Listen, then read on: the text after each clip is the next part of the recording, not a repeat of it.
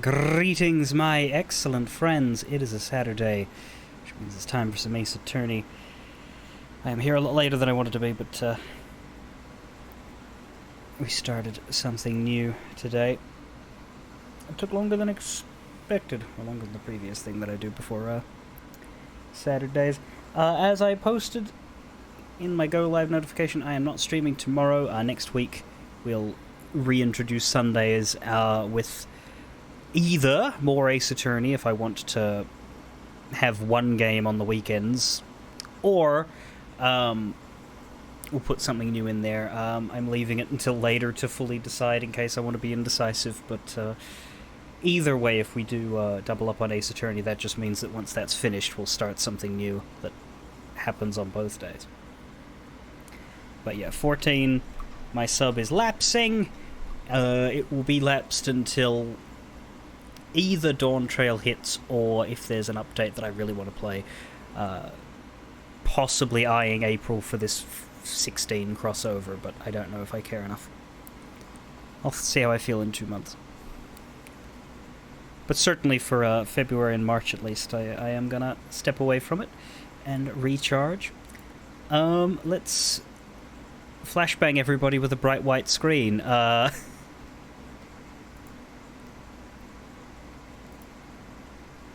And I'll join the voice chat too, so the inimitable Snip can join us as Shilong Lang, if he hasn't gone blind like Demon Dragon from the flashbang of the... This is just Desmume or Desmume. I don't know how you say the name of this emulator, but this is just what its screen looks like when you haven't loaded a game up. It'll fix. Give me a second. There we go. Now it's black screen. How are you, Snip?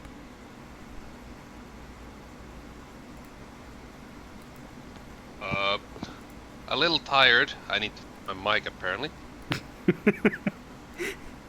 You are not prepared. Good to know. The Kidnapped Turnabout. End. Part 2. I don't love that. Because... from my understanding, and I do, I have a page open. Well, it's not open, it's on another tab that I don't look at until I need to, but I look at it to orient myself. And this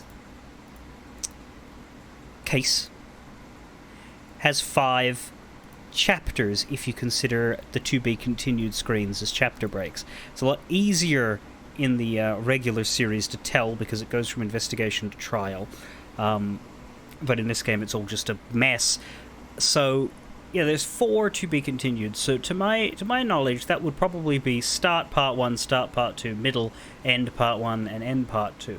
Or start, middle part 1, middle part 2, end part 1, end part 2. So the idea is that it's got 3 phases, and one of them doesn't have a chapter break in the middle of it. But it's still, if you're not going to clearly show differences, I would much rather that they just call it part 4, part 5, because yeah, it's a lot harder to, it's also harder to gauge how long a case is expected to be. I'm trying in the background to figure all that out while I play so that I don't end up having to run off in the middle of a conversation. But here we go, from chapter start. March 13th. I did fix my mic now, so no worries. Yeah, I mean, I have you at 200% volume when we stream this, so... That's not true, actually. I have you at 197% according to Discord. So you can afford to be 3% louder, I guess. Great, I can tune myself down by 3%. Yeah. 4:27 p.m. Gatewaterland main gate. Or, if K's head is anything to judge, it's currently a Gate-Ater. Still in a dream. Gate-Ater.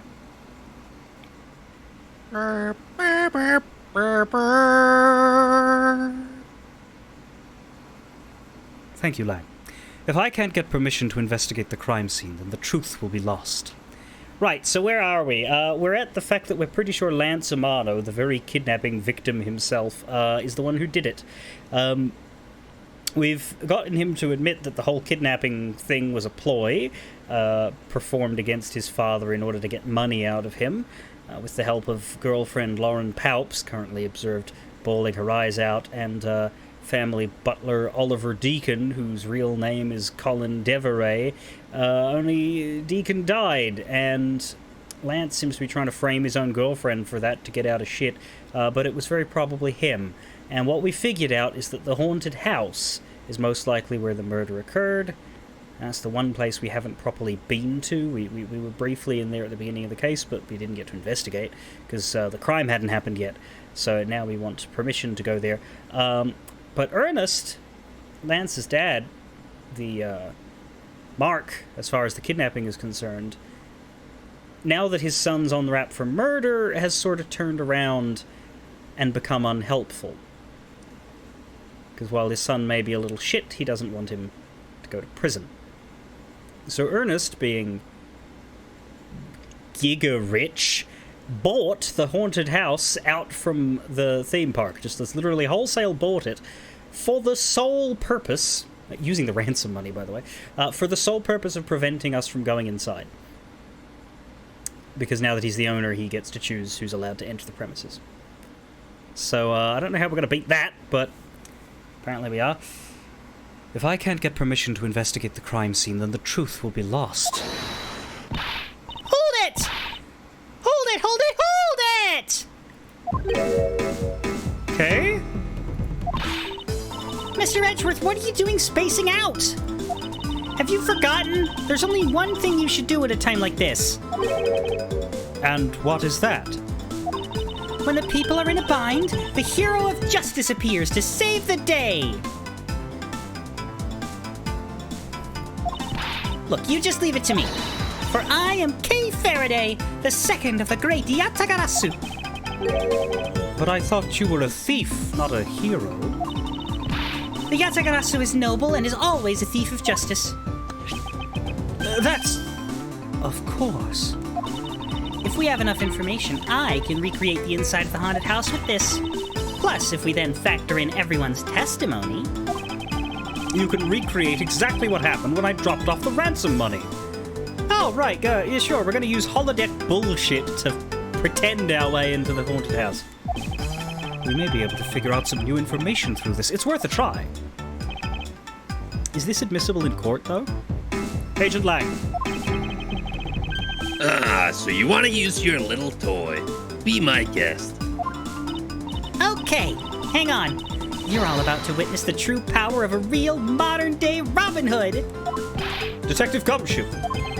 Is there a copy of the haunted house's blueprint among the police's reference documents? Yes, sir. We got it just in case we needed it for the kidnapping case. All right, I'll input the haunted house data then.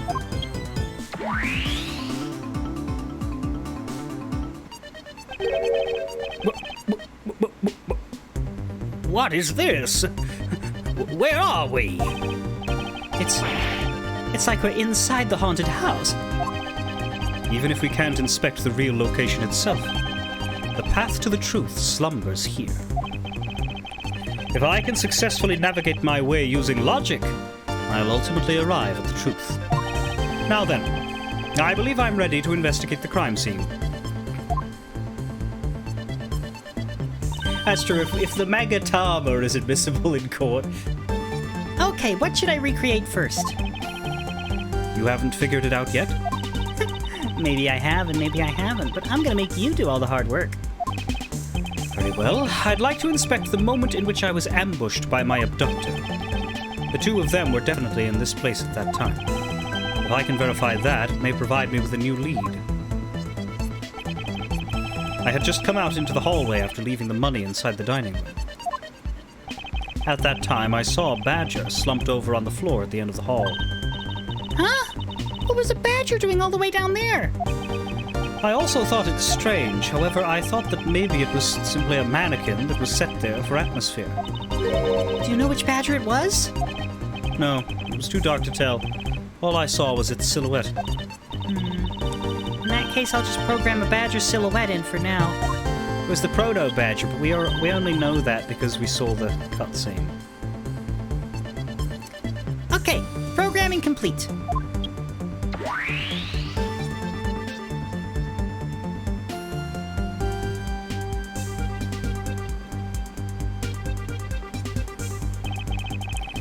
Then I started walking towards the exit. And that's when you were struck from behind, right? Edgy, are you okay? Edgy, are you okay? Are you okay, Edgy? Yes. But that's odd. The hallway is a dead end. Where did your assailant come from? There is only one location I can think of. I believe my assailant was lying in wait here. The Badger, obviously. Take that! That doll I saw wasn't really a doll. It was, in fact, a costumed kidnapper. Oh, so he used the costume as the perfect camouflage to blend in with the rest of the house. Precisely. He waited until I had made the drop-off and was about to leave. Then, just as he saw me take a step towards the exit, he stood and launched his attack. I can think of no better hiding place than this. Hey, not bad. I'm beginning to think I should steal this tactic for myself. Just don't use it to do anything criminal, okay?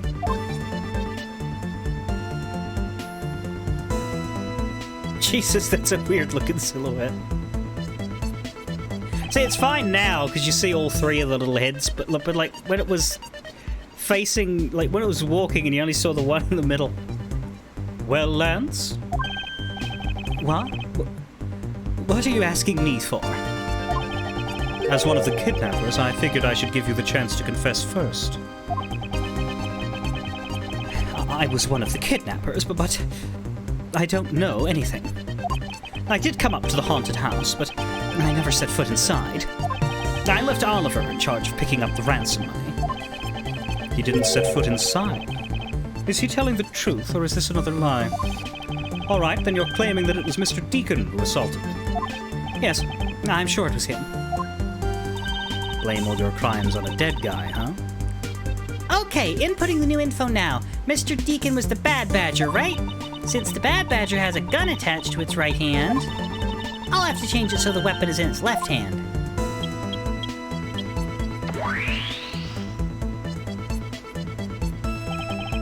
Now to verify the facts of this recreation. Good God, everybody is here. Well, let's speak to partner first. Yes? Okay, how is, little thief? Totally fine in recreating the crime scene. All that's left is more info. But you know, I can't believe I'm replicating a haunted house. And that we're talking about the fate of $1 million. Pretty exciting stuff. I can't say I understand what is so exciting about recreating a crime scene. In any case, I believe that it is very probable that the murder occurred at this place. And if I can prove that, we will finally arrive at the truth. Yeah! So what are you waiting for? Let's get investigating. I don't think Edgeworth was like trying to ask how is little thief feeling, but he just didn't want to hurt the girl's feeling. It's like part of that was my delivery. Like I was expecting him to like be halfway through a sentence and be trailing off, but then she was like, "Oh wait, she is responding like that. Shit, should I have worded it differently?" But no, I don't think I should have. Well, not worded it, but I don't think I should have said it differently. I think that was correct. How is little thief doing? Anyway, gun. Did we explore this at the time? I think we did. I found... Yeah. It skips. If it skips, that means I've looked at it before. But here, have a gun. Nope. Anything to say about a gun? Mirror fragments. Nothing. The pendant. Nope. That's about all that could be new since we've spoken to her last. Let's talk to people. Let's get the one I can't stand voicing out of the way first. Ms. Pouse, by my hand I will prove your innocence in the murder of Mr. Deacon. Therefore, please don't fret. It will soon be over. Do you not trust me? That is... Your face is all beet red, Miss Palps. No, I can't. I have Lance. Lolly, don't tell me that you like that guy more than me. That's... Oh. So it was him for a second. Why am I so pathetic? I'm so easily swayed by even a single glance. What exactly is she going on about? I think you have another guilty person on your hands, Mr. Edgeworth. Guilty of horny. Okay, it's only one conversation.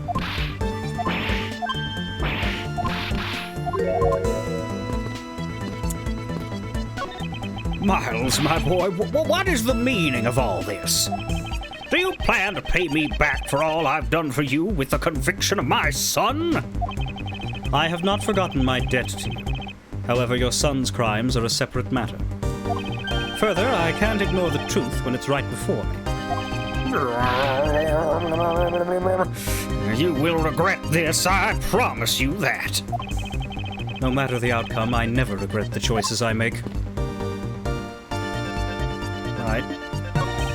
You can lie all you want, but it will be for naught, Lance. As soon as I expose the truth, you will be placed under arrest. How can you do this? After all that my dad has done for you. What your father has done for me is unrelated to the charges you face now. Unbelievable. You know, you sound kind of like a bully right now, Mr. Edgeworth. If I'm not serious about this, he will never understand the true gravity of his crimes. I will not allow him to remain a child forever.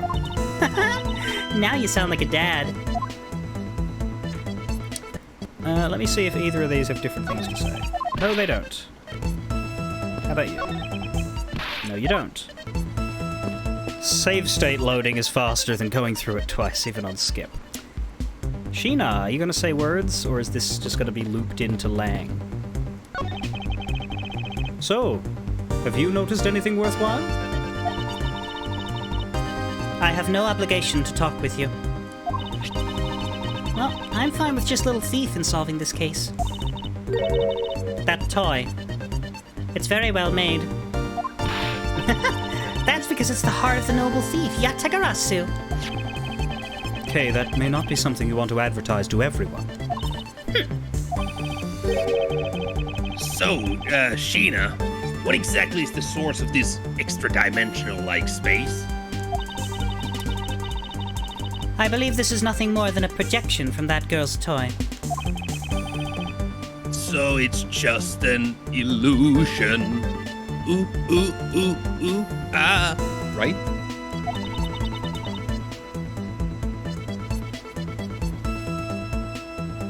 Right?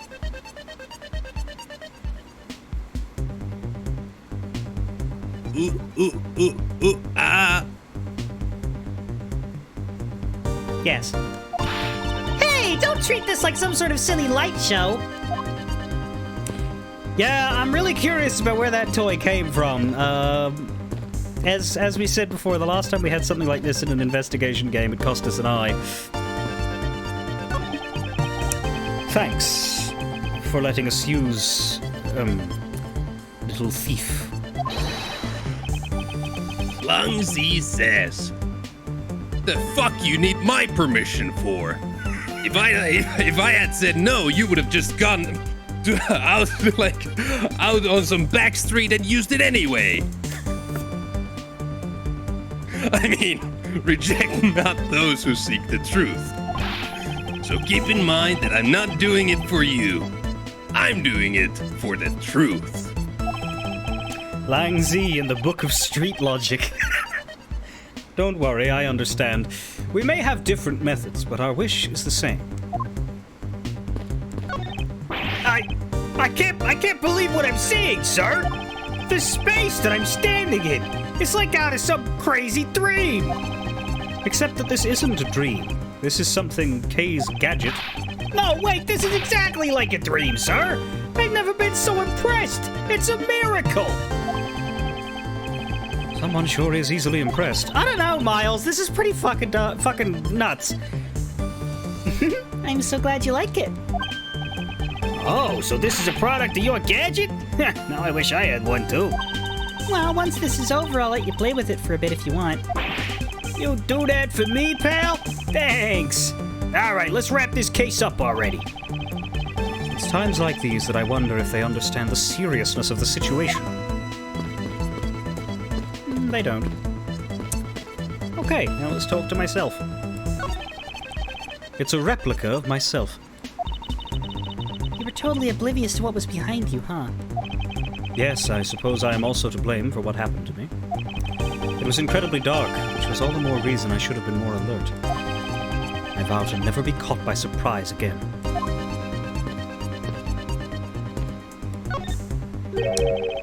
You didn't recreate the weapon. Well, I can't exactly recreate something I know nothing about, so I just put in a lightsaber. But that would have killed me. Yeah, but it's cool. It's a placeholder. So tell me, what were you hit with?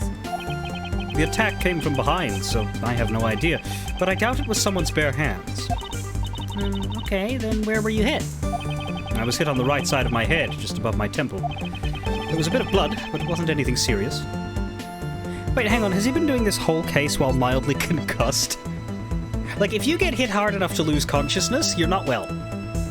Don't let Hitman fool you. You don't shrug that off. Ouch! Sounds painful.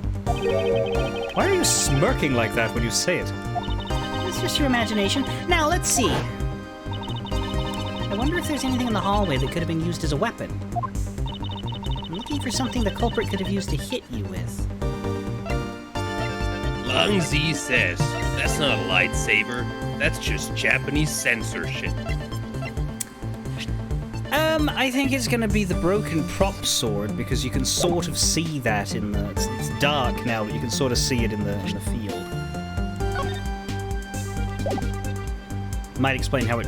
Well, no, because it broke when we opened the door, but that might explain how they got it to the other room. Take that! It used to be there in that suit armor. I have it! There was indeed one such object lying here in this hallway. A prop sword. Are you talking about this thing here? Yes, although we did find it at the kidnapper's hideout. Wait. Yes, it's possible that the culprit took it with him after using it on me. To leave no evidence behind, right? Correct. It may be worth a more thorough examination yet. Okay, so what test do you want to run on this sword?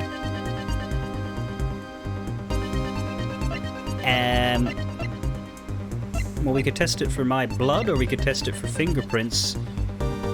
But I don't think we would want fingerprints when the badger was wearing a costume, so blood. The culprit was wearing a costume at the time, so a fingerprint analysis is useless. Let's run a luminol test. It's possible that some of my blood found its way onto this. Agent Lang, may I ask for your cooperation for once in your fucking life? Fine. Like I have a choice. Sheena, call the lab boys. Understood. Except for a dab on the left side, it would appear that the blade is spotless. So it must have been the left side of the prop sword that hit you then, right? Okay, I'll update the recreation with this new piece of info. Thank God it was a prop sword. If it was a real sword, I think it'd be missing some hair.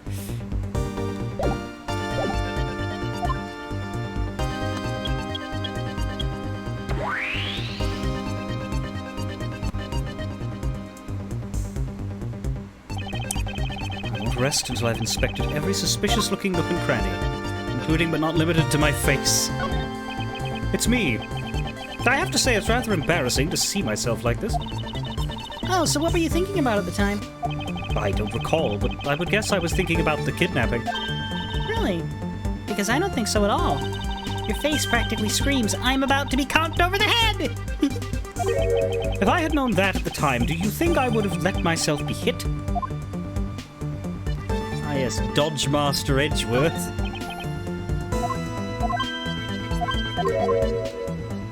I mean, that was basically Kay who...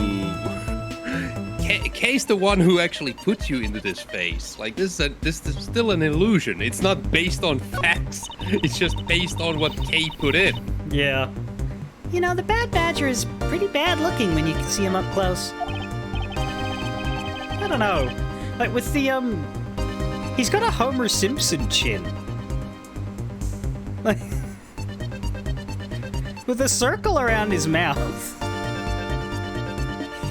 Well, what did you expect from a character named the Bad Badger? And those sunglasses, wearing them in the dark makes him seem extra bad. Oh, I'm lost. Which meaning of bad does she really mean? There's a Yakuza sub-story that might give you a better idea, Edgeworth.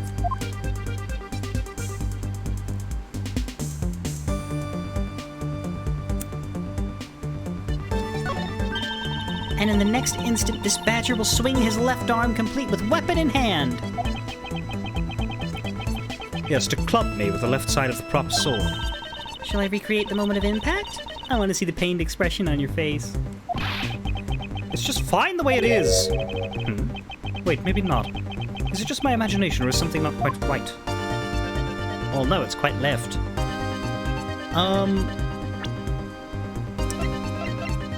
So we were struck in the right temple with the left part of the blade.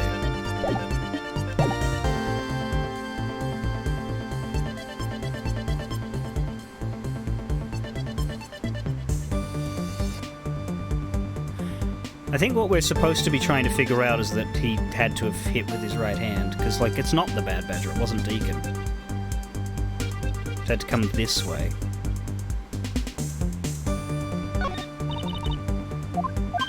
Yes, because in the Ace Attorney universe, backhand swings don't exist. No. Tennis matches are really boring there. I guess we can deduce up here?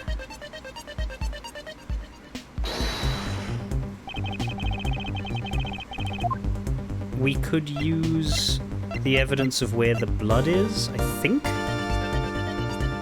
Eureka! Yep. Finally! I found a clear contradiction of facts about this sword. Except for a bit on the left side, this prop sword is absolutely spotless. However, if the culprit had used his left hand, the blood would be on the opposite side. The opposite side? Huh? If the culprit held the sword in his left hand, then the sword's right side would hit. I see, but the blood was on the left side of the sword, right? Which means that he used his right hand to hit you. Exactly. This prop sword has a large hand guard attached to the hilt. It would be impossible to hold it with two hands while wearing a costume with such big hands. Therefore, if it couldn't be the left hand or both hands, it must have been the right. I'll change the data to reflect a right-handed swing. Not yet, Kay. There's no sense in changing anything yet. If you change the parameters to the right hand, it'd only create a new contradiction. Changing the prop sword to be in the culprit's right hand would conflict with the gun! Take that! The Bad Badger already holds a gun in his right hand, so he can't hold a sword in addition. Hey, that's right! Then what now? If it wasn't in his left or his right hand... It means that the one who struck me could not have been the Bad Badger! Are you paying attention, Lance? Mr. Deacon could not have been the one who struck me, which leaves only you as our primary suspect. Fine. It was me. I hit you. It appears that you lied to me yet again, but see how quickly they catch up to you, Lance. Wait, isn't Lance left-handed? Ah, yes, but that's what makes this deception all the more interesting. He used his right hand to make it look like Mr. Deacon had been the one to strike me, which was stupid because Deacon's right hand was occupied. For you see, firing a gun with one's non-dominant hand is difficult. But that level of dexterity isn't required to swing a prop sword. Ah! Kay, please input this new data. The one who hit me from behind was Lance. Or should I say the Proto-Badger? You got it. Here I go!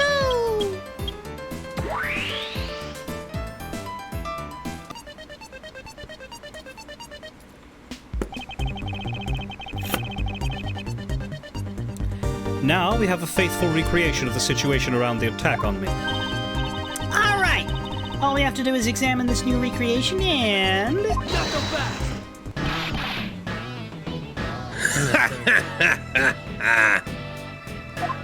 And what exactly is so funny, Agent Lang? That amusing little gadget. It sure packs a punch, right, Sheena? Yes. It was all I could do to hold my laughter in.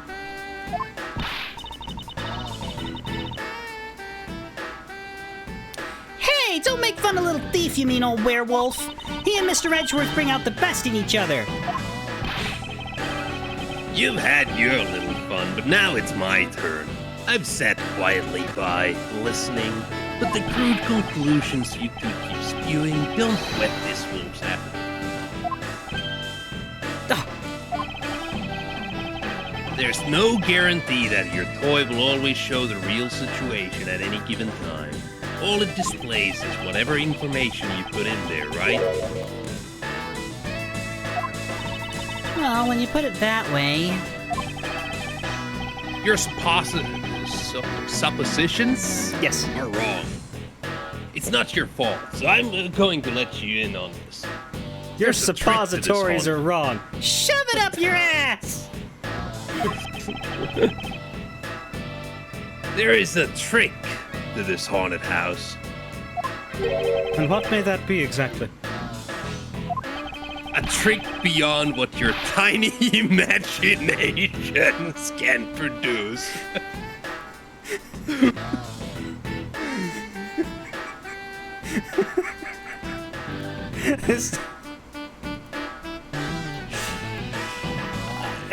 Not once, but twice, man.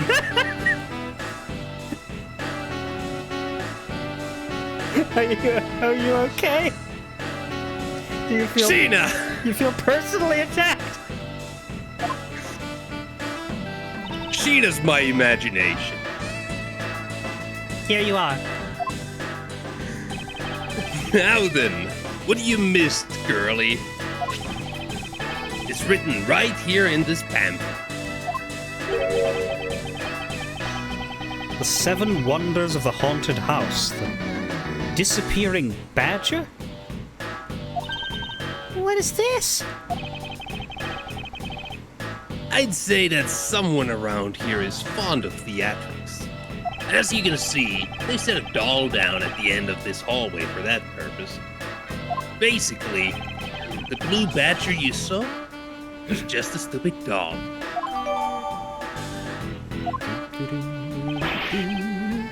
How can this be? Guess that throws your whole theory about it being your attacker right out the window.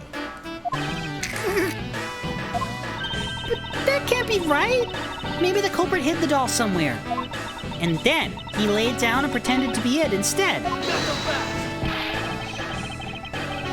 If the criminal couldn't even hide himself in the hallway, how could he hide a giant doll? Do you get it now? Thanks to your presumptions, your logic started off weak and led you to the completely wrong conclusion. Now get off your high horse. Mr. Edgeworth. Kay, I wonder if you could please input the new information for me. You don't know when to quit, do you? I can't quit, not until I can declare that I've found the truth. Or until my HP runs out. Agent Lang, for the additional information, you have my thanks. There you go again. Well, see if I care, Baka. Okay, I'm updating the recreation now. Beep, boop, boop, boop, boop.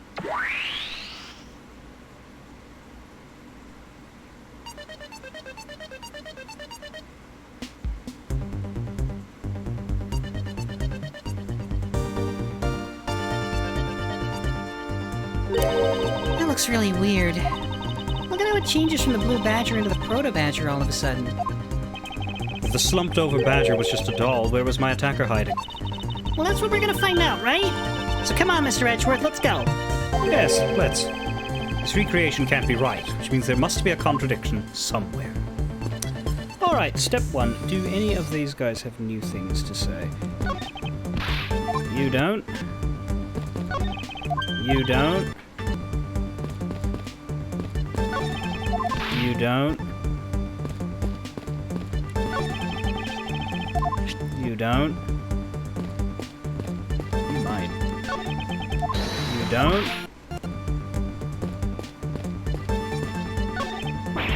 You don't.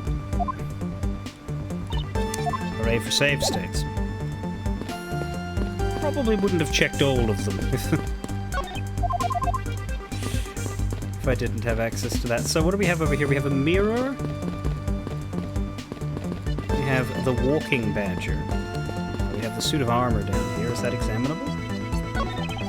Pieces of a set of armor are in a pile here. Why do you think they almost always have sets of armor inside haunted houses? I suppose this sort of interior design is meant to bring out a sense of the abnormalcy? Why do all of your explanations have to be so hard to understand, Mr. Edgeworth? Now try explaining it again, but this time so that even a thief like me can get it. That may prove to be a most difficult task. Another mirror, and Uncle Badger. So which mirror broke? Because both of them are, like, together now. When you take a look around, it almost feels more like a house of mirrors. Indeed. Who has ever heard of this many mirrors inside of a haunted house before? Well, at least we know that this is the real crime scene thanks to these mirror shards. Right, but in the recreation we haven't figured out which is broken yet. Hey, wait. These shards, there's something different about them. Oh? The ones we found earlier are thicker than the shards from these mirrors on this wall. And look, there's some sort of design on the back, too. The pieces from that costume are certainly different from the other mirrors. What does this mean? Maybe there are pieces or not pieces of these mirrors?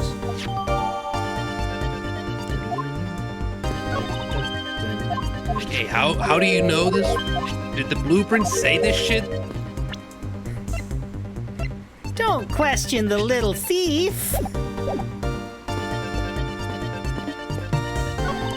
This is where the Proto-Badger shows up in our recreation. Yes.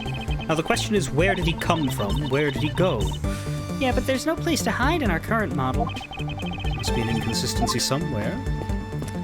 Now that we've finished with you, by the way, I'd probably say something new. Surely the inconsistency isn't the mirror. It's the Proto-Badger who struck me. I suppose I should really say that it is Lance. Ooh, are you gonna get him back? I need not resort to violence when the lawsuit I plan to bring to court will suffice. Really? Because I would have totally decked him right back. If someone steals from me, I steal something from them.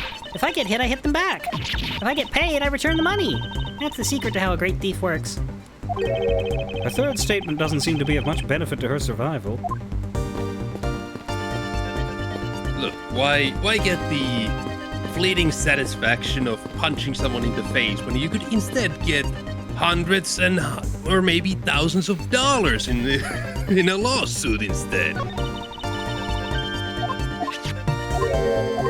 I mean, that's correct, yeah. If somebody hits you, don't hit back, sue them. That will hit them harder.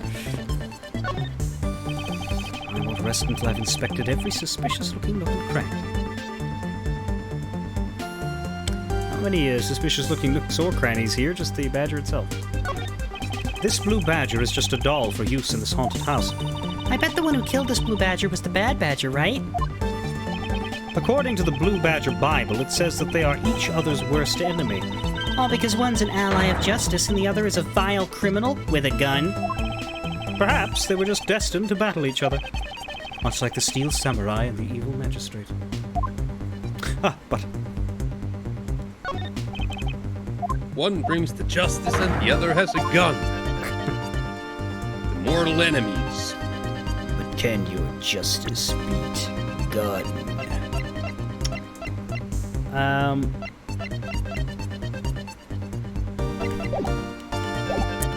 What do we have? Do we have good logic yet, or do we just... No, we only have one piece. There's deduce. What can we deduce anything with evidence about the badger? Let's look at badger stuff. We've used the bad badger's head that was taken to create the fake badger for Lauren's witnessing benefit. I've got the disappearing badger now. Does that look any different from this? I don't think so. No, because she used it to make it, so of course it wouldn't. Vile criminal gun, ally of justice who keeps the peace!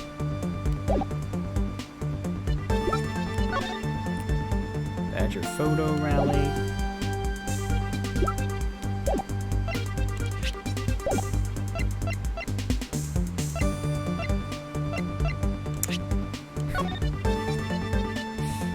Victim's costume.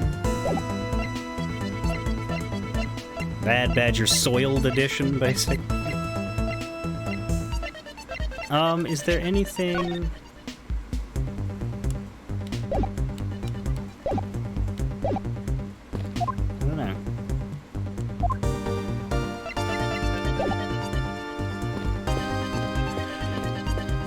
I think we have to deduce something with the Badger because nothing else opens up a screen. We can't present things to any of the NPCs over there.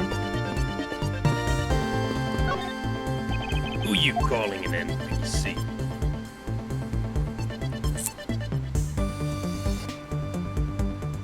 Hey, Demon Dragon, don't talk about imaginations going wild. Poor Snip here's gonna cry.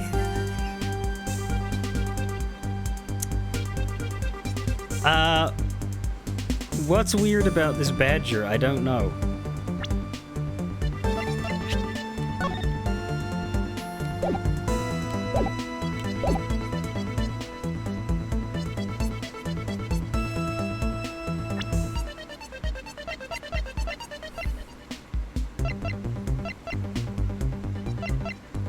Does anybody who isn't me have any good ideas? Because I'm out of it.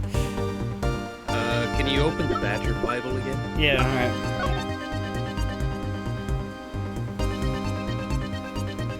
Like, it's very clearly the blue Badger, because it's got the fucking... It hasn't got the pants on, or... It's not the Proto Badger, because it's not missing the belts. So he has the bells. Two steps on the way to Luluing.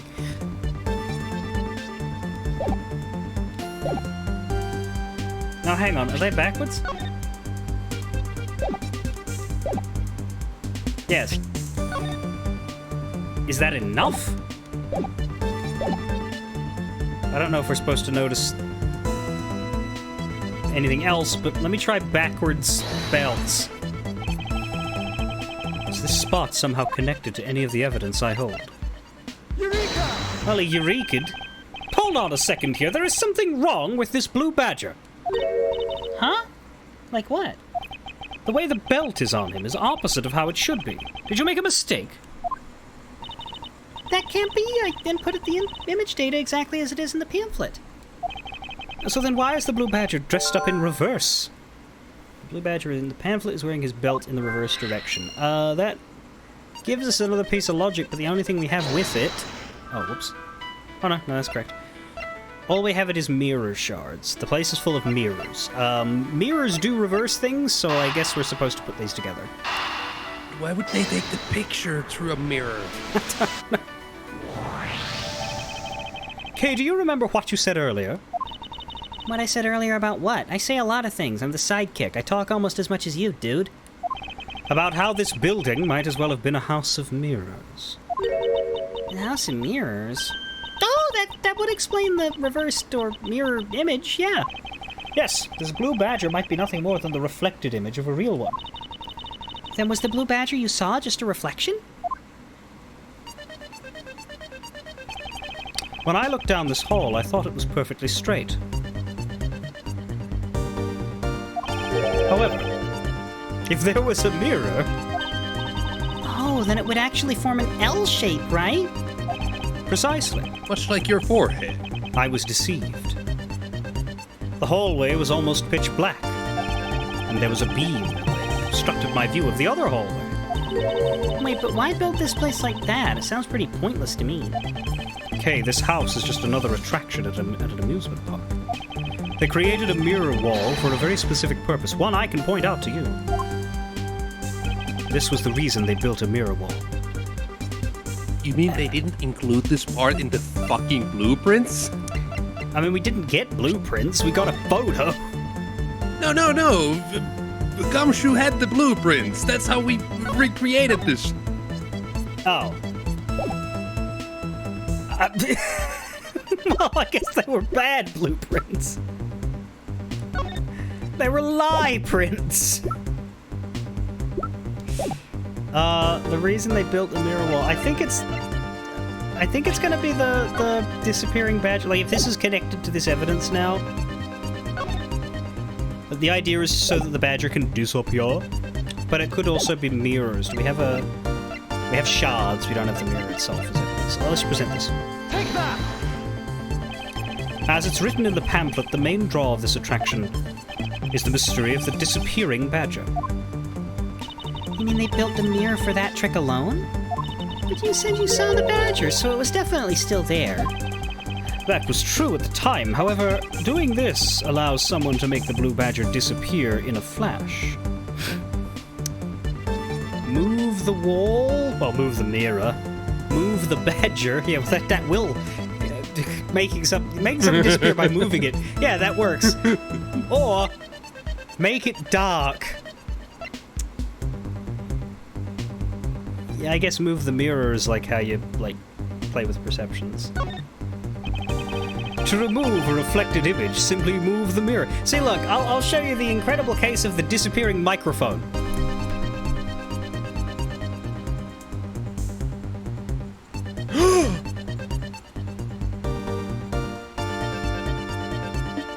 Where did it go?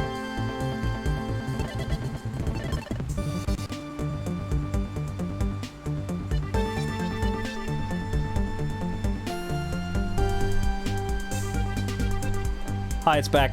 I put my controller. Where did it come from? I put my Where did it controller go? down to pretend I couldn't speak because my microphone was gone, and my So I play pretty much everything on an emulator. I play on my PS4 controller, and I put the same setup where unless it's a game that's like on the PlayStation, it usually doesn't use all the PlayStation's buttons. So I use L2 to speed up. And so I put my controller down, L2 got caught by my leg, and suddenly the music was going... which is fucked up. Anyway. To remove a reflected image, simply move the mirror. You can accomplish a lot of things with, like, moving images. Like, look, here, I'll disappear the streamer.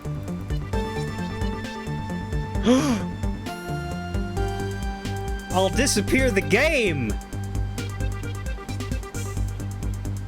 Never mind, everything's normal now. No, it isn't!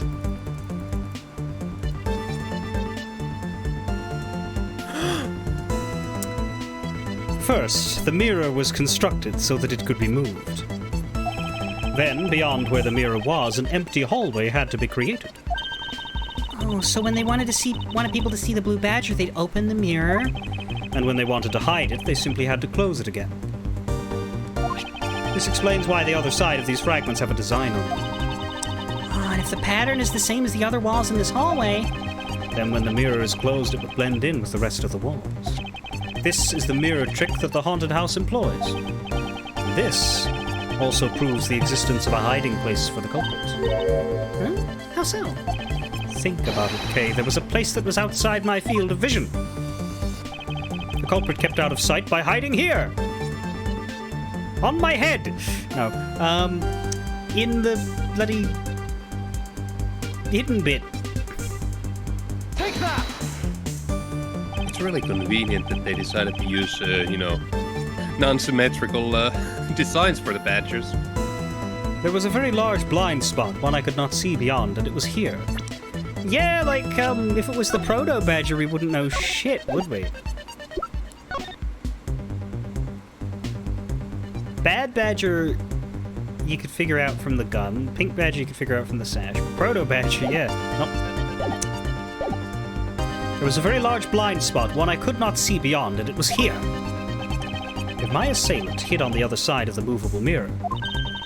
And you wouldn't be able to see him. You didn't even need to do anything to the blue badger doll. Exactly, all he had to do was wait for me on the other side of the mirror. Wait, hold on. I just thought of something. Yes? Well, shouldn't the mirror wall be broken right now in reality? It's since we have a few shards of it, we can probably assume it is. Yes, most definitely is broken. The question is, when was it broken? Since we found these inside the victim's costume. Yeah, hey, maybe a bullet hit it. That would mean that the victim was there when the mirror was broken. Wait, that sound. Leave the body and go. Go.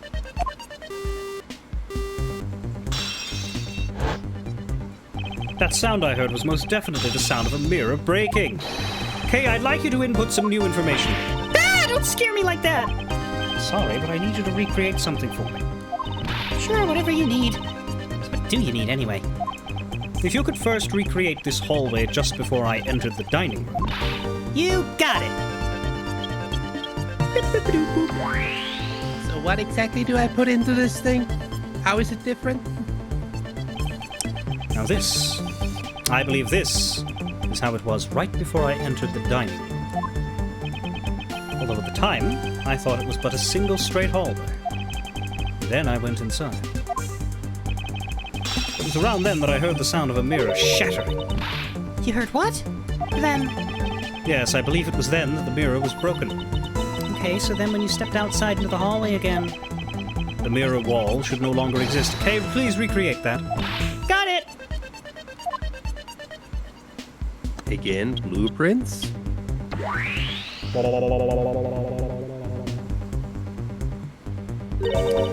Wait, but with the mirror gone, the culprit lost his hiding spot. So where did he go in a Proto-Badger suit, Mr. Edgeworth? That's easy enough. With the mirror gone, he simply hid himself in the branch hallway. I think this about wraps it up. Looks like we finally solved everything. No, not yet. An even larger contradiction has now reared its head. Huh? Perhaps you did not notice. But this recreation contains a very troubling inconsistency. The inconsistency between what I saw and the recreation lies...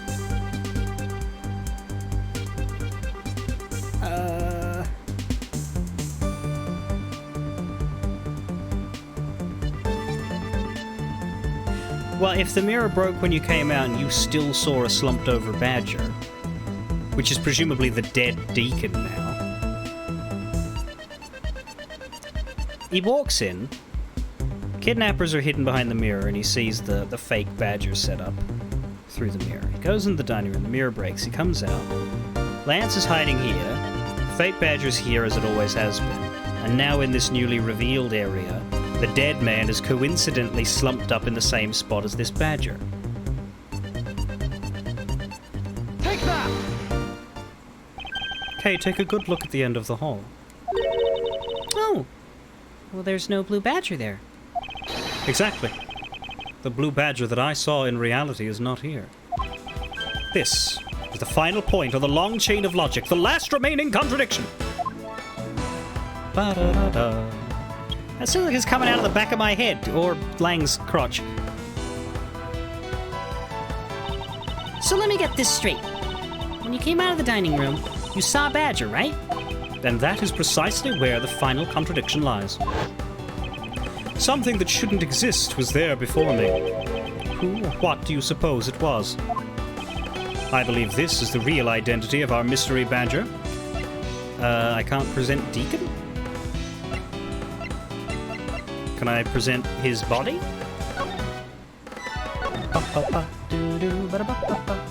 Take that! The badger I saw was, in actuality, the dead victim's body. Duh! What?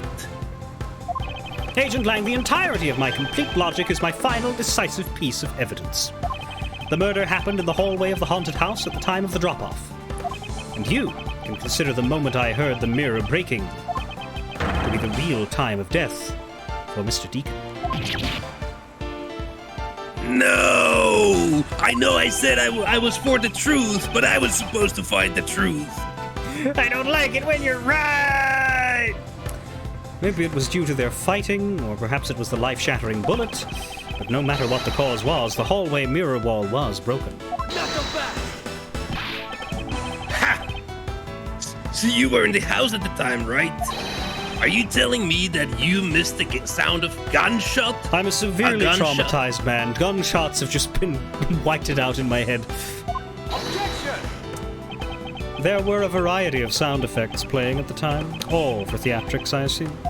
The gunshot must have blended right in. Ay-ya! I karate chopped something. Now then, I'd like you to recall something for me. During your time as a guest fighter on the Tekken roster, who was it that was with me? Who was it that was with the victim at the haunted house?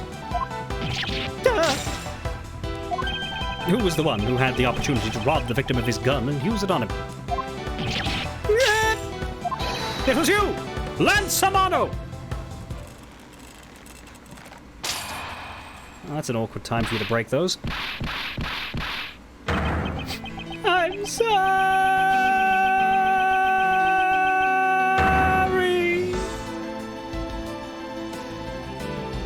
Imagine if he had said, I'm so fucked instead.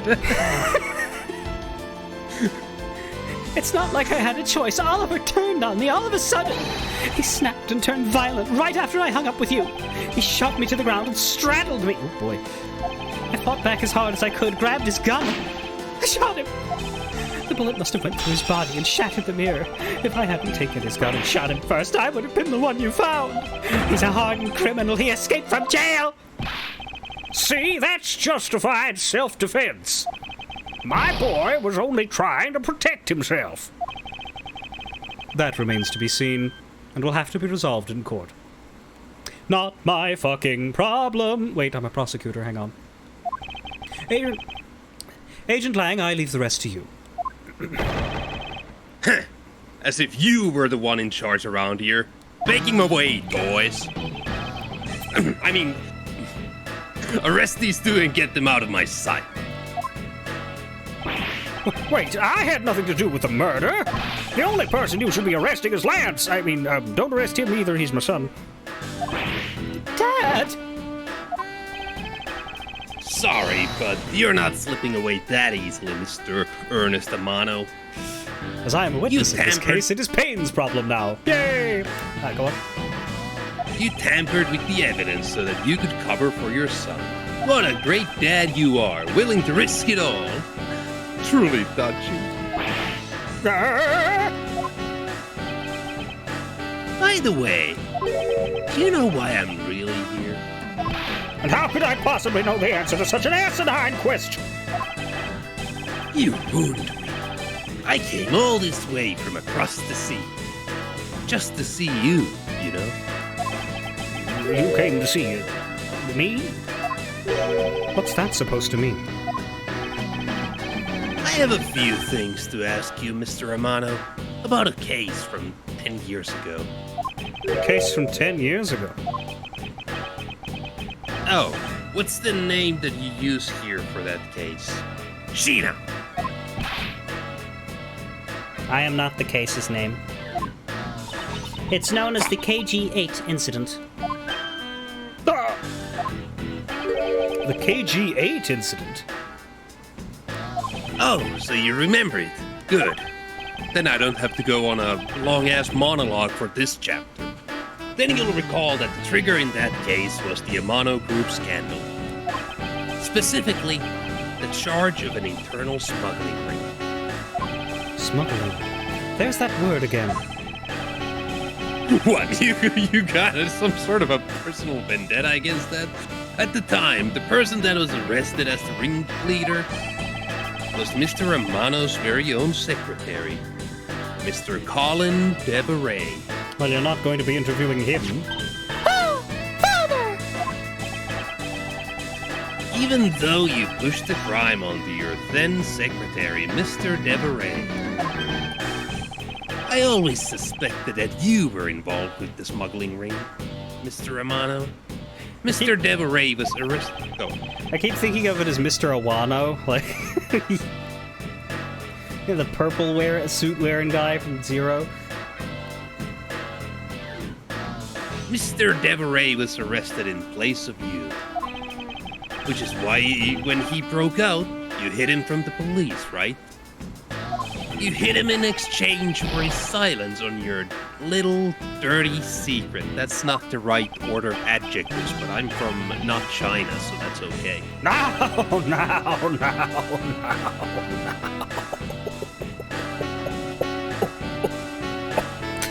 Please calm down. I honestly have no idea what you're talking about. Pretend to be ignorant all you want. We're taking you down to the precinct anyway for a nice, long chat. I think this time I got them right. What the? Who the heck was that? I don't know. Somebody held it, but I don't know what voice to shout out in, so, you know. Mysterious hold it from off screen.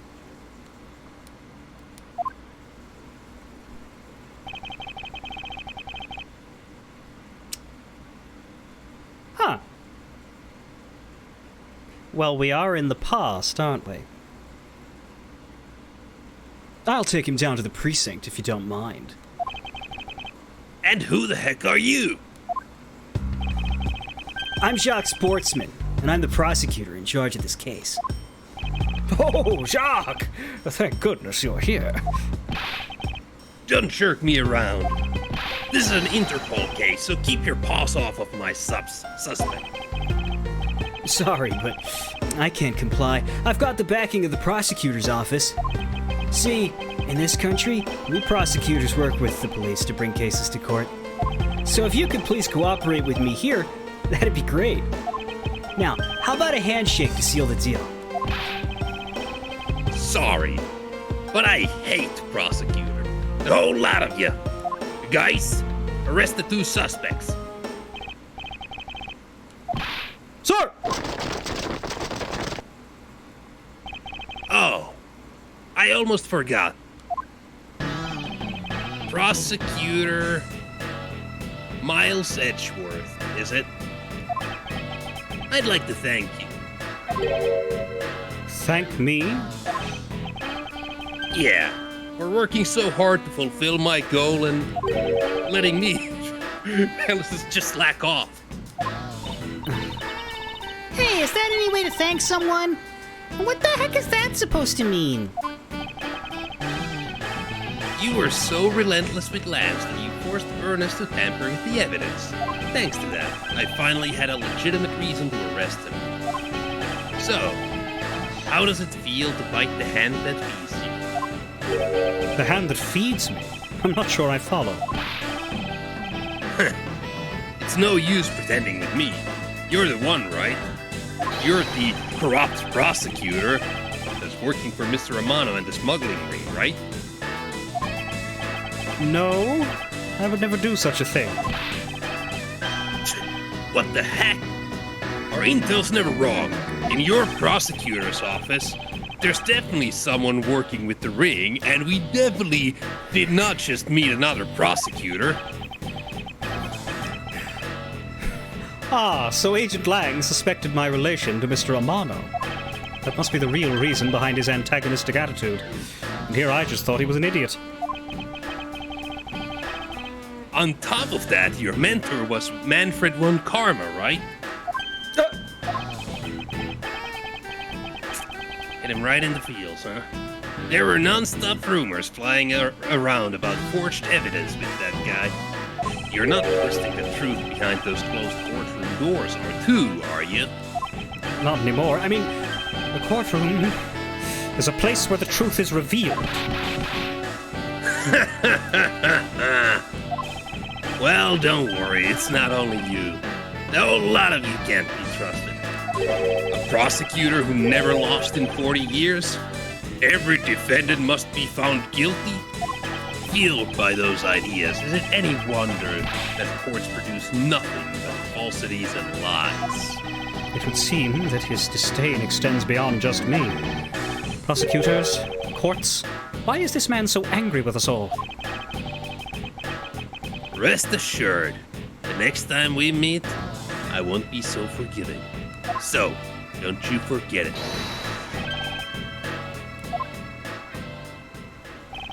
Please, wait. Agent Shina. Why does Agent Lang hate all prosecutors so?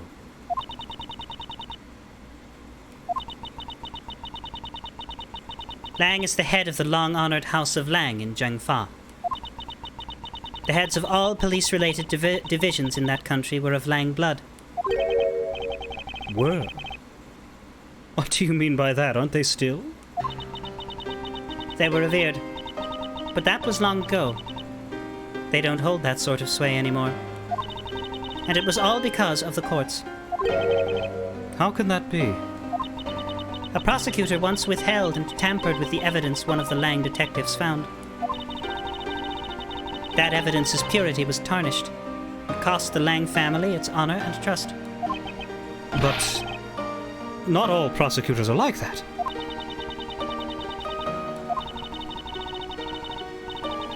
Even so, Lang will never respect the court again. Or any prosecutor. So Agent Lang is a man who hates all courts and is unwilling to forgive prosecutors. Man, what a piece of work that guy is. Come on, Jim, we better catch up. Yeah. You still gotta deliver that thing to the old man, after all. Bye, Jim. Hope nothing bad happens to you. Detective Gumshoe. I believe it's time we wrapped up and headed home ourselves. Yeah. You going home too, Mr. Edgeworth? No, I've done nothing but be entangled in one mess after another since my return. If it's all right with you, can you drop me off at my office? No problem, sir. Excuse me. Yeah, what is it? Hi. That is... Thank you very much. Nah, it's okay. No need to thank me, pal. Just doing my job as a detective. I guess I was fooled pretty badly by Lance. Oh, cruel fate! What's a woman to do when she's been hurt by the one she loves? And to think I never realized my father was right there. I never said anything to him. I knew it! I'm a failure! There she goes again, talking to herself. Miss Paups, I wonder if you know why your father participated in the kidnapping. No, I have no idea. Your father died while he was trying to stop Lance, which means that from the beginning he had no interest in the staged self-abduction. Wait, then why did he... I believe it was because of your presence, Miss Paups. Me? Lance realized that the two of you were related, which is why he used you as a hostage to coerce Mr. Deveray into cooperating. Father. As a felon, he could not tell you of his real relation to you. However, as the Amano family butler, at the very least, he was able to watch over you. It was all he could do. That was the shape of his overflowing love for you. Go on, speak your mind. That is... Thank you very much. You're welcome. Although there is no need to thank me. No, Lawrence, stop! I mean, this man's so much older than you. How old is she? 90? Fuck.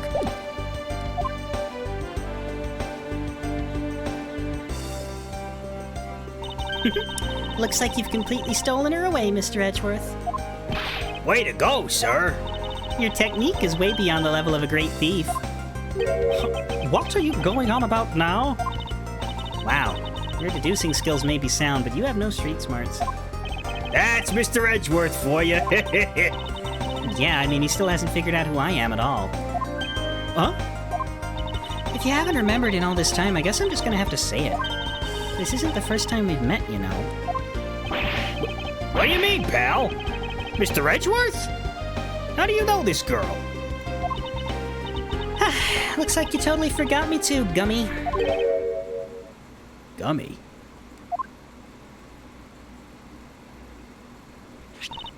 Here. Maybe this'll jog your memories. I promised I'd return this to you one day, remember? That's... That single piece of cloth took me back, far into my past. Also, there was chloroform on it.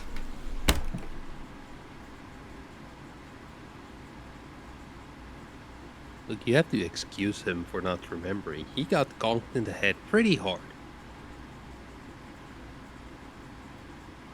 Now, Gummy, you have to excuse him for not remembering because he's Gummy.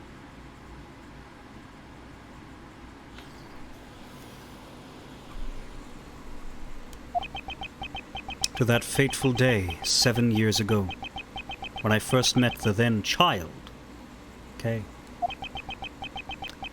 And Detective Gumshoe was also there. Wait, Okay, also, Farah, who? It's very hard to remember or recognize children as adults. yes. Turnabout reminiscence. Thank you, Snip, for joining us as Lang. I don't know if we're gonna see Lang in a flashback case. I know that he is... Well, he's the visual featured character of Episode 3 there, but I know he of course returns for the finale. This is a 5-case game, much like Ace Attorney 3, not a 4-case game like Ace Attorney 2, so I believe this one's a little shorter and is like setup and backstory for the grand finale. How old was Kay in that one? I think Kay was like 16-ish, something like that. So is she going to be a child in this one? Yeah. This one's probably shorter. I think it's longer than the case 4 of game 3, but yeah. We'll see you when we see you, or we'll hear you when we hear you next, Snip. In before Lang's in the first scene, and I'm completely wrong, but it has been a while. About reminiscence. This case also features my favourite character in this game, Kay Faraday, the young lady who calls herself the second Yatagarasu. She's also in the previous case. The piece of cloth that she conjured up has taken me back to many years ago. 7 years earlier. No, I'm talking about someone else. talking about the game. I'm not talking about Kay, no. Anyway, 7 years earlier. Here's some people.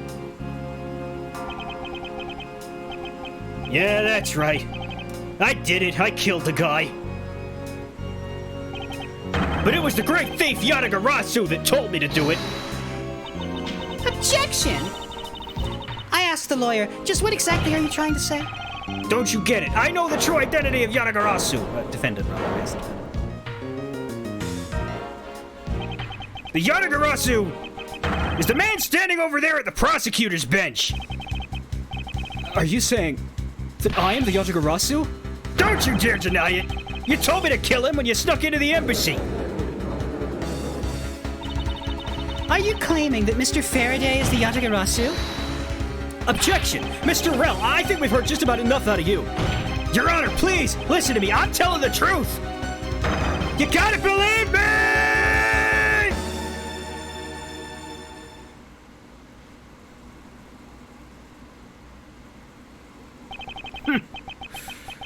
In accordance with the defendant's accusation, a new prosecutor shall be called to replace Mr. Faraday. This court will be in recess until the new prosecutor is ready.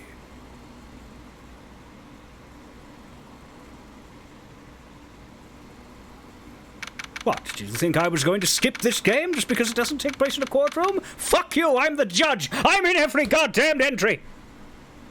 Actually, I'm not sure if I'm in Ace Attorney Investigations 2. But I should be! September 10, 3:20 p.m. District Court, 3rd floor lobby, and here's Baby Miles. He's about 17, probably 18. He's wearing his Baby Miles clothes to separate it out. Prosecutor's badge. Proof of my profession. My mentor said it was more chic to keep it in my pocket.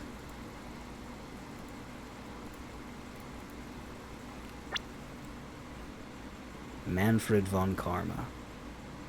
Age 60. I guess he was 64 or 5 in 1. My mentor, who has never known defeat in, 35 years, who's 65 in Ace Attorney 1. So we're 5 years before the original and 7 years before now. A legendary prosecutor. And a complete whole of ass!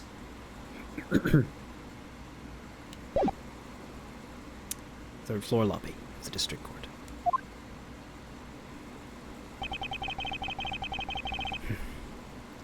It's almost time for me to enter the courtroom.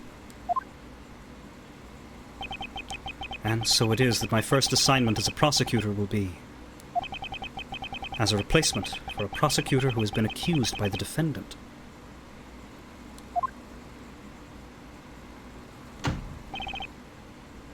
Edgeworth. Sir.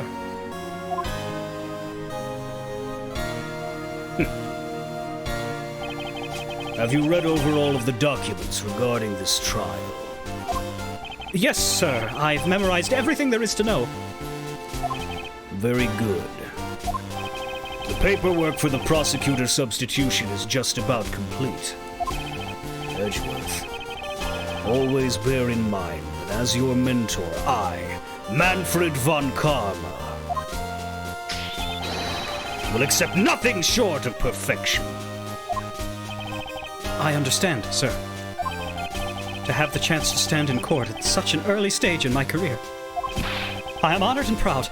As I have watched over your studies, I am giving you this very rare chance. Prove yourself. Crush the defendant's pathetic lies into oblivion. Yes, sir. Such a legendary prosecutor is watching over and judging my performance. I have to be perfect in every way. And we are set free to look at all these people in the background. This is so good!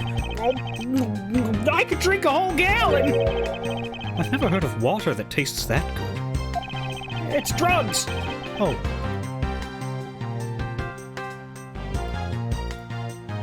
Maybe I'll give him a minute. I don't want to make that noise anymore. I said I don't want to make the noise anymore! Does he plan on gulping an entire reservoir dry? Behold, the man personally responsible for the California drought. Sorry, the Japanifornia drought.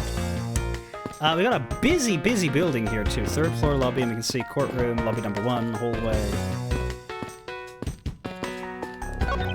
A bulletin board.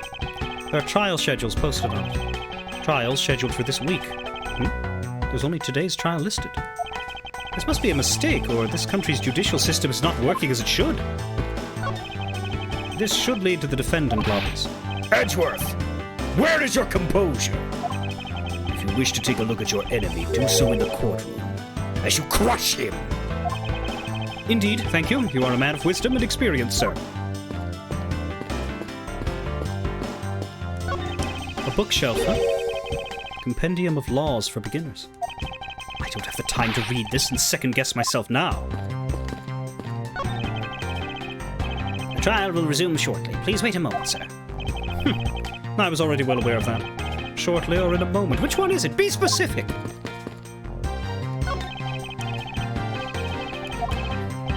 Did you have any trouble getting through the metal detector at the entrance, sir? I took the back stairs. I always take the back stairs for exercise. It's important!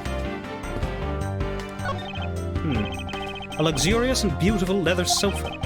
I must say, every part of this courthouse is meticulously well kept. Although the positioning of this sofa puts one under the direct gaze of the judges. Every judge in this courthouse's history has had quite the beard, and has gallantly parted with their beloved head of hair, I see. Being a judge must be a very stressful career. A model of the courthouse. It's pretty well constructed. Hands and a face. Don't tell me this thing transforms. But I wonder for what other purpose could they have been made? Aren't these great? Daddy made all of these. Awesome! But didn't you get fired right after you made them? Yeah, I did. I spent the same amount of money on this model as it cost to build the real thing. And my boss wasn't very happy with me. Hey, Daddy, didn't you say you built a secret mechanism inside of it? I'll tell you about it someday when you're older. A secret mechanism. Maybe he installed it as payback for getting fired? It could be trouble. Now I'm curious. Mr. Prosecutor, sir. You've got a good eye if you could tell that I'm a prosecutor with just one glance. As there are always only prosecutors and defense attorneys in this lobby, I usually hit the mark if I guess one or the other while there's a recess. You were only guessing? Well, I mean, you look like an asshole, so I figured I'd go with the mean job. The trial is about to resume. I should stay on the premises. Excuse me, madam, but is something the matter? I just thought someone would have brought hors d'oeuvres by now. But this is a courthouse. It would be quite atypical to provide hors d'oeuvres here. Are you sure? Someone poured me a fresh cup of coffee last time I was here. What the heck does she think a courthouse is for? Tea. When hired as a judge at this court, if you are not already bearded and bald, you must make a fake beard using your hair. Please. Today's trial should have ended in just 1 minute. Because the defendant was picked up by the security camera, correct? Exactly. The killer had the gall to say that he only killed because he was instructed to do so. Even more outrageous is his claim that the case prosecutor Byrne Faraday gave the order. Ha! Faraday is such a fool. He's been cornered by his very own prey. Sir, are you an acquaintance of Mr. Byrne Faraday? He is a pathetic man who speaks nothing but nonsense. Snip, I think we've heard Faraday before in Lost. Season 4 of Lost, there was a character named Daniel Faraday, if you watched that show. That's where I've heard him before. There's also a Cage. Faraday Cage, I think it's a thing. He's a pathetic man who speaks nothing but nonsense. Nonsense? He once tried to explain to me a way of punishing those who cannot be brought to court. Killing them? Those who cannot be brought to court. That is nonsense. No man is above the law. Well, there are always a few exceptions. However, there is no reason to even deal with such individuals. A prosecutor is a guardian of the court, one with no obligation to outside matters. Thus, there is no reason to deal with such individuals, you see. Edgeworth, disgracing yourself as Faraday has will not be forgiven. Have no fear. I will not let you down, sir. In place of the accused, Prosecutor Byrne Faraday, I'll prove the defendant's guilt. Very good. I've secured an hour of recess for you to prepare to do just that. Show them all the power of Von Karma.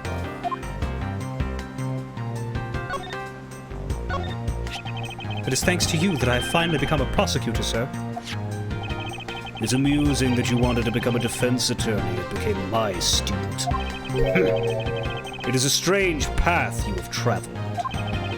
It's true that I had once wanted to become a defense attorney. But now I am honored and proud to be a prosecutor. I see. Then as a student of mine, I suggest you remember this well. The prosecutor's badge is not to be flaunted! The dignity of a prosecutor lies in the man himself, not in the badge. I understand. I will keep that in mind. Besides, why put holes in your fine garments? It's simply preposterous. Prosecutors must also take pride in their appearance. I will keep this in mind as well. And constantly having to remind the others of the prosecutor's office of this. It's more fashionable to keep your prosecutor's badge in your pocket. In other words, always treat the prosecutor's badge with care and honor. I understand, sir. Good. So, have you achieved a firm understanding of the case? Yes, sir. I have memorized everything that is written down in the case files. Well then, explain the case to me. I want to see if you really know what you are talking about. Understood. A murder was committed on September 8th, in front of the Kodopian embassy. The victim, Mr. Dade Man,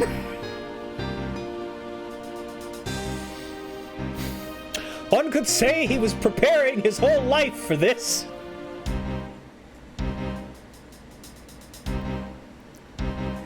was a staff member at the embassy.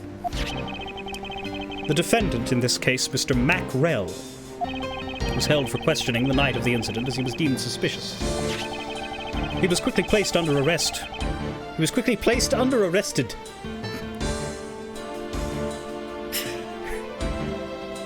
Miles' refined sense of grammar hadn't yet developed at this tender young age.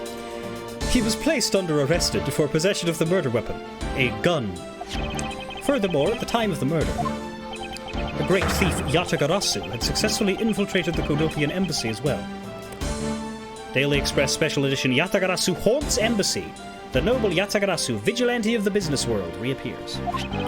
At first, Rell claimed that he himself was the Yatagarasu, but that he did not kill Dade Man. I wonder what he expected to gain from such a desperate lie. It's possible that he wants to go down while in the spotlight, if he's found guilty.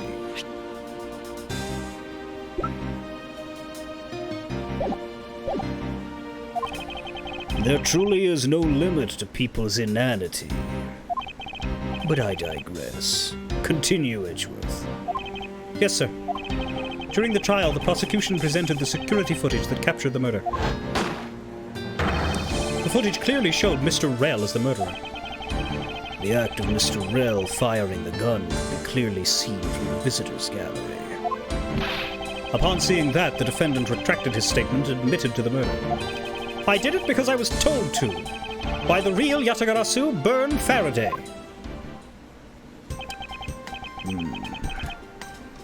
That sounds about right. However, you've forgotten one thing. Huh? While this may appear to simply be the murder of a Kodopian embassy staff member, people are actually referring to it as the second KG-8 incident. The second KG-8 incident? I'm very sorry, sir. I fear I failed to study hard enough. Well, even among the police, it's information that only a select few are privy to. Could you please enlighten me, sir?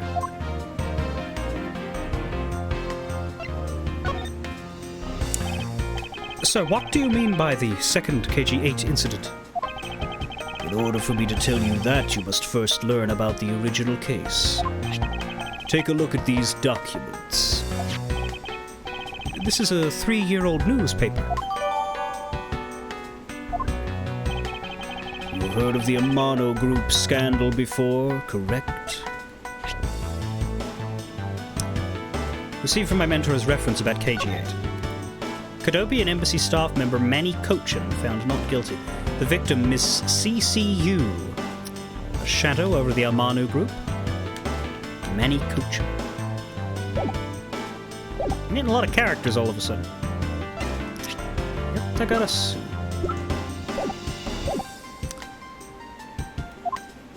You've heard of the Amano Group? Yes, I have. The secretary of Ernest Amano, the Amano Group's director, was arrested. Under suspicion of smuggling. Correct. CCU was an employee of the Amano Group, and the sole witness to the smuggling operation. It was she who brought the crime to light. However, Ms. Yu was silenced before she could testify in court. Wasn't a Kodopian embassy staff member arrested for the murder?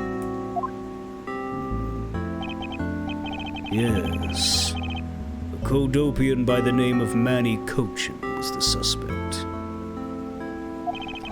However, due to a lack of evidence, the case went unresolved. Lack of evidence? Ha! If only I was in charge of the case. I would have done everything in my power to prove his guilt. To make sure that all criminals are found guilty. My mentor really is dedicated. Faraday was the prosecutor on the case then, and he was as pathetic as ever. Mr. Faraday was in charge of the KG-8 incident as well. That's right. And now, once again, the victim of the case you are currently assigned to is someone who was scheduled to testify against that smuggling operation.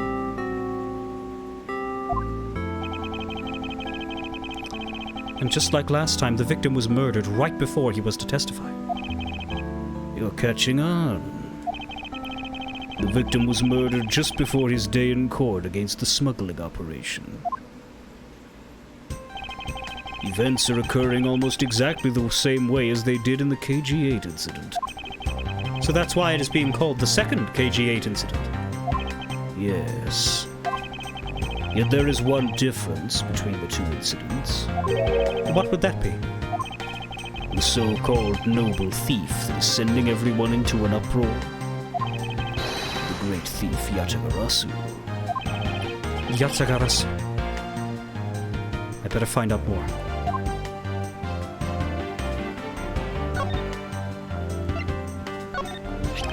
About the KG-8 incident, the trial came to a proper conclusion, did it not? Ha! I'd hardly call the defendant being found innocent a proper conclusion. If I had been on the case, no one would have a single doubt about his guilt. But wasn't there a lack of evidence to prove that Mr. Kochen was guilty? A lack of evidence? Ha! There is no such thing. That's just like him to be able to prove a man guilty even when the evidence is lacking. Yeah, it's called fucking cheating. If it is true that the Yatagarasu showed up at the Kodopian embassy, what could he or she have been after? No doubt to steal any suspicious accounting records and release them publicly. Or more likely to steal secrets from the Kodopian embassy itself, since the item that the Yatagarasu stole from there was sent to the police. What was it that the Yatagarasu sent to the police? I don't know the details.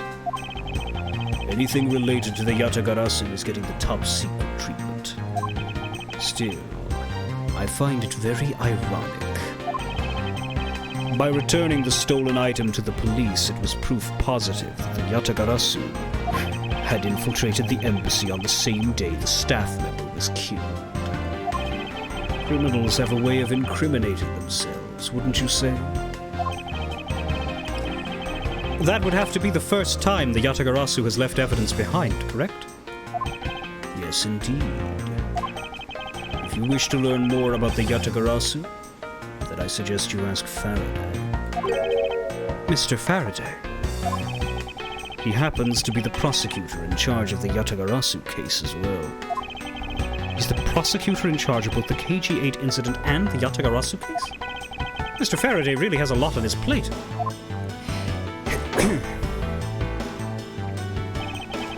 What is it, little girl? You're scary, mister. Did you need something? I want to trade these coins with you. A fistful of dimes, quarters, and pennies. But it looks like you've exactly $1. Is this what you want? Thanks. That's exactly what I needed. Would that child be here to watch the trial? How disrespectful for a child like that to be running around inside the courthouse! Does no one have respect for this country's judicial system anymore?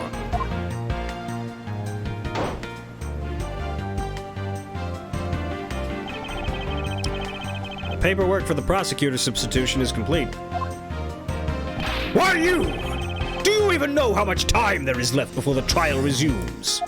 I'm so sorry. I could have you mopping up this courthouse instead of protecting it in an instant. It's no bother, sir. Not being completely prepared could prove to be a perfect handicap for me. A proud one you are. You had better collect the evidence from Faraday and prepare yourself. It's time for your debut, Edgeworth.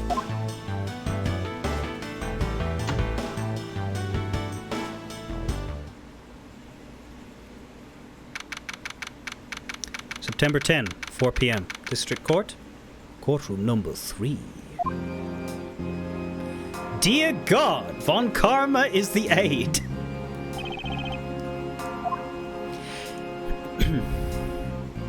That said, we do need a defense attorney to show up. Just what is going on? Why isn't Faraday here yet? How is it possible that the defense is not prepared yet either? Bailiff, where is Mr. Faraday? I'm not sure. I wasn't really paying attention. Oh my God, the judge has legs! Ah, you must be the one Mr. Von Karma recommended. Look at that body! I hear this will be your first trial. I look forward to seeing how you perform. He looks so much more serious in this game. Look at this fucking Chad Judge!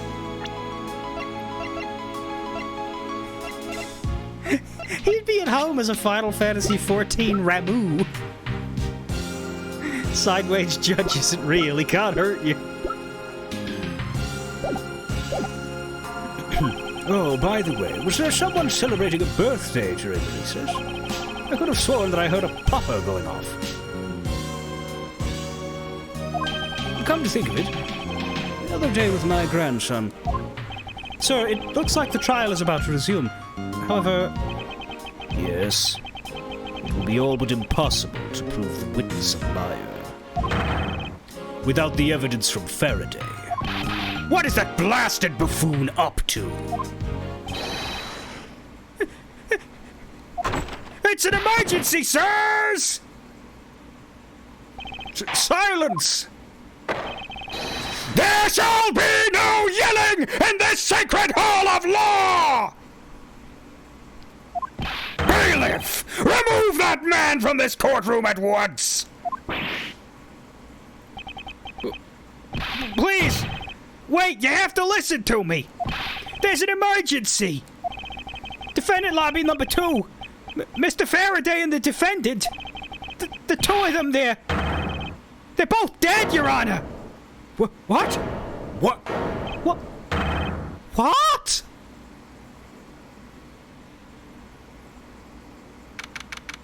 September 10, District Court hallway.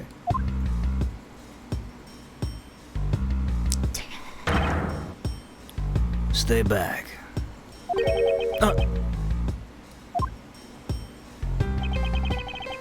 No one's allowed on the crime scene. Period. Just who does this oddball think he is? This is becoming quite the hot spot. Isn't she Mr. Rel's defense attorney? Hey, you! No running the hallway, pal! And who are you to tell me what to do? I'll never find out what's going on like this. It's time for some civil discourse. All right. We have some people. Let's examine first. This sofa looks like it's seen its fair share of use, and it looks like another part of the courthouse is visible from the window. Ah! My eyes have locked with my reflection's eyes in the barred window. As a student of Von Karma, I refuse to back down. I won.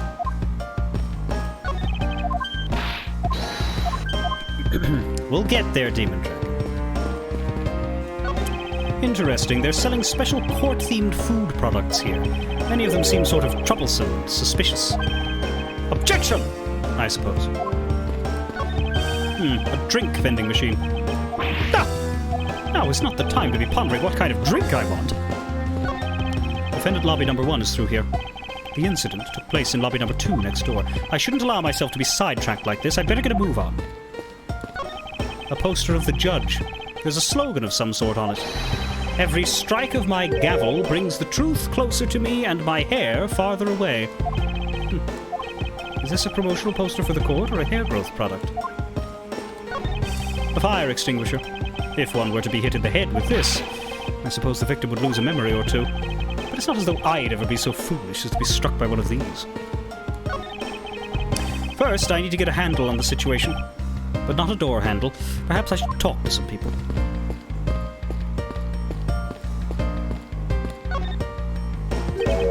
And you are? Oh, me? Hey, pal. It's common courtesy to tell someone your name first before asking theirs. Ah, point taken. My name is Miles Edgeworth. I am a district prosecutor. Prosecutor, huh? I've never seen a prosecutor as young as you, pal. Oh, you'll see younger eventually. See and get whipped by. Even the judge's front-on picture, he just looks so fucking stern! Why does he look like this in this game? It is the same dude. I've told you my name. Now, would you mind telling me yours? Detective Dick Gumshoe.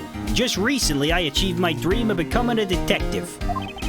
More than a dream. It's what I was born to do.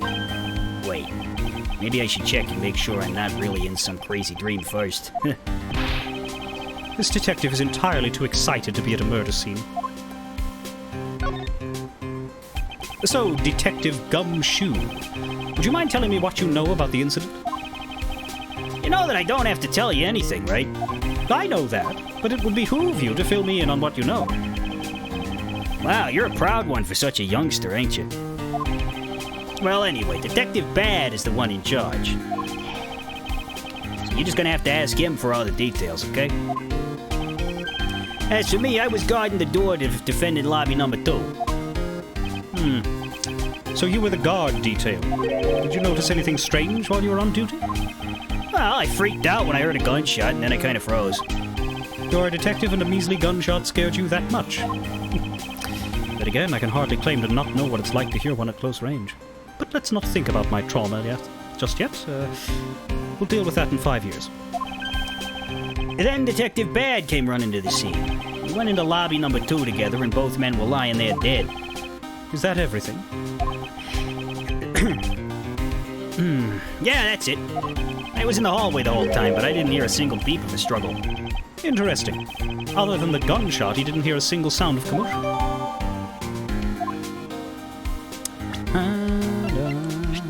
Bum ba bum ba bum bum ba bum ba bum was in hole on guard duty. Other than gunshot, he didn't hear a thing. Maybe he's deaf.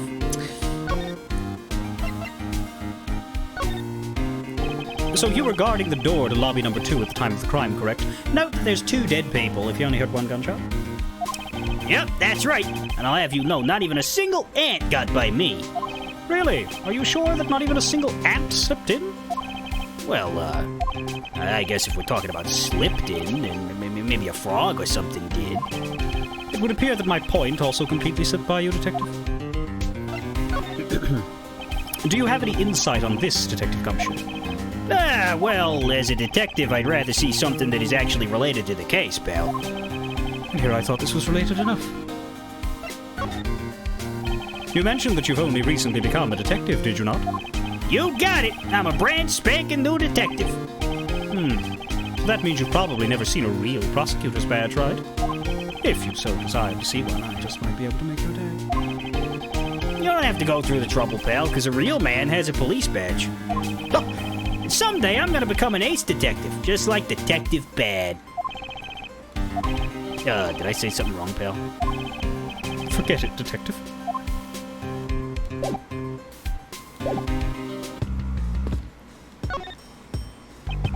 Do you have a minute? You know, I'm not really into talking to people I don't know. Especially at a time like this. I apologize for not introducing myself before bothering you. My name is Miles Edgeworth.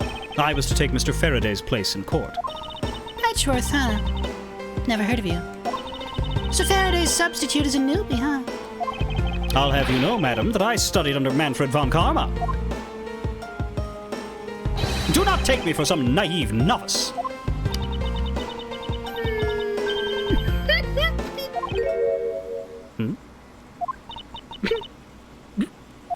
Do not take me for some naive novice.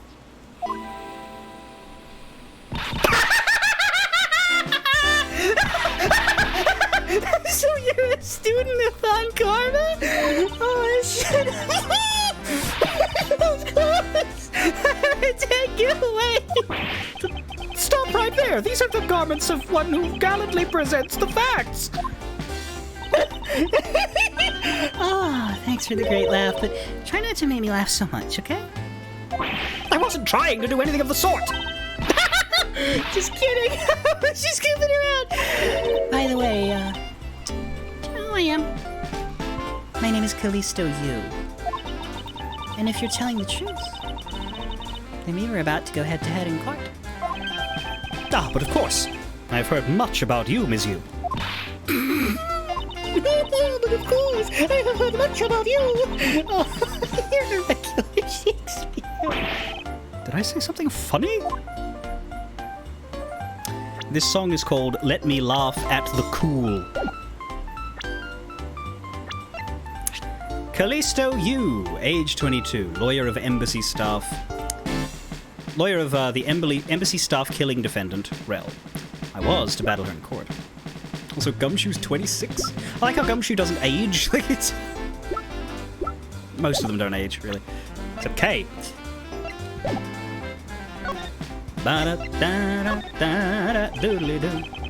Ms. Yu, what do you think about this piece of evidence? Actually, Edgeworth, I'm interested in finding out what you think about it. I don't really know all that much about it. Then I don't really know all that much about it either.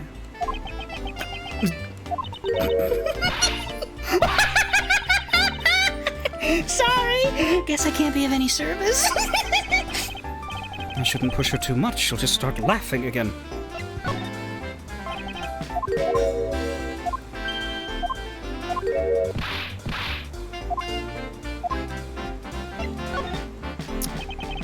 It is a shame that we will not be able to face each other. It was to be my first trial, too. Oh, was that a declaration of war? How nice it is to be young and carefree. And what a nice squeaky clean badge you've got yourself there. I'm jealous. I'm sure its gleam will dull over time with experience. Are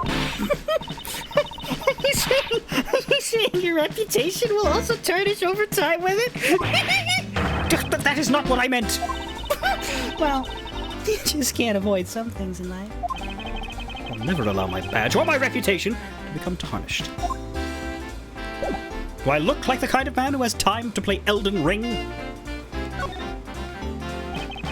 I'd like you to update me on the situation. I don't really know anything. Why don't you try talking to those detectives over there? If that's the case, then why are you here? Oh, what is so funny? It's just that the way you speak is so tactless. The person I was going against in court until only a little while ago was just murdered. It's not like I could go back into the courtroom pretending as though nothing happened. That's a good point. I apologize for asking such an insensitive question. It's fine. Don't worry about it.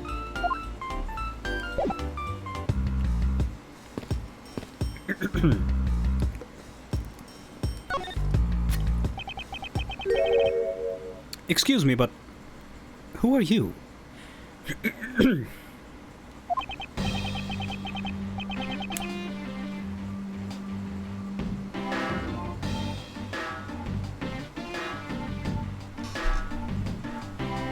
Detective Tyrell Bad.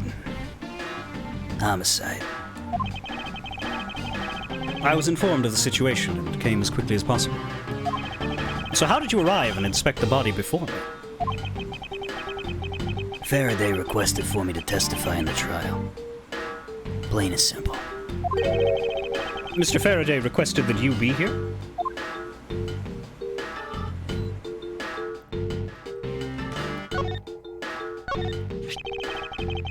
Does showing that off make you feel like a big, strong prosecutor? Of course not. I was simply proving my title of prosecutor to you. I see. Most prosecutors don't go around flaunting those things. It's like a detective, walking around outside with his badge flashing in the sunlight. Show that off too much, before you know it, you'll be elbow deep in angry criminals. That would definitely be a problem. Detective Bad, I'd like to ask you about this piece of evidence. Could you please pay attention? I'm listening. If you got nothing to say, end the story. Very well. Why didn't you say that in the first place?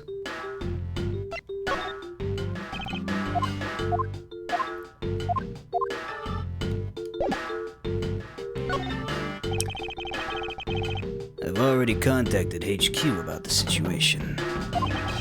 I've got nothing to say to you, kid. Kid? I'm Mr. Faraday's substitute in today's trial. Therefore, I insist that you update me on the situation.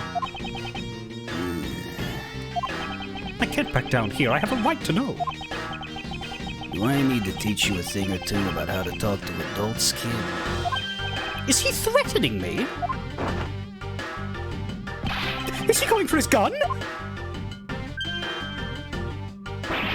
It's just a mirror. How dare he trick me like that? Faraday was stabbed to death with some kind of blade. And he had a gun in his hand. The other man, the Mr. Macrell, was shot and killed. He was found holding a bloody knife in his hand. Was there anyone else who went into defendant lobby number 2? Yeah, that big lug over there. His name's Gumshoe. He was in charge of guarding the place. He's claiming that no one else entered the room. If that's the case, then they must have killed each other, correct? Maybe. Such impudence! This guy is really testing my patience.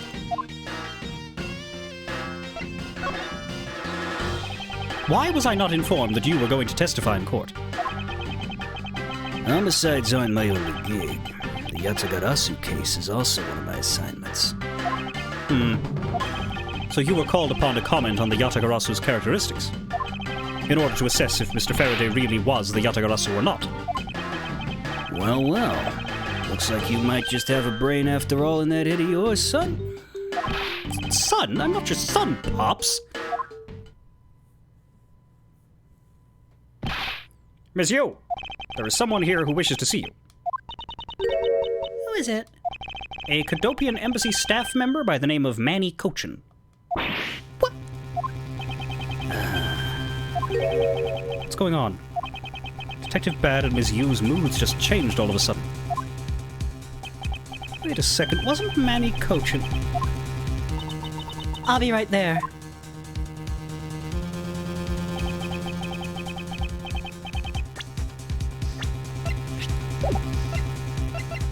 What's this man look like?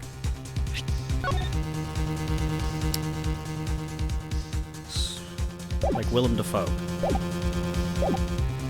It's nice to see you again, Ms. Yu.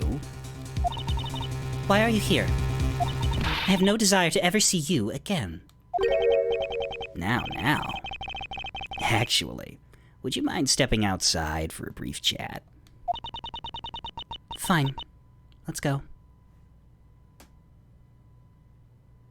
I hate that there's no cane sound effect on him. Bad. Von Karma. It's been a long time. I knew you would show up. You usually do when the Yatagarasu is involved, and I see this case as no exception. Do you know Detective Bad, sir? Yes. He's like an old bloodhound that never leaves the scene of the crime. If only he would get a promotion and move on. It's the crime scene where a detective is most useful and effective. It's not like I don't know that. Moving on, though, Bad. The man that I just passed by. Was he not the suspect from the KG-8 incident? So I was right. Just what is that man doing wandering around here? That Faraday. I can't believe he let such an easy catch get away. Imbecile! I would have proved his guilt in 3 minutes. Von Karma! I think you've said enough for now. It's in poor taste to speak like that about the departed. Very well. Back on topic. I'm placing Edgeworth in charge of the investigation. Objection!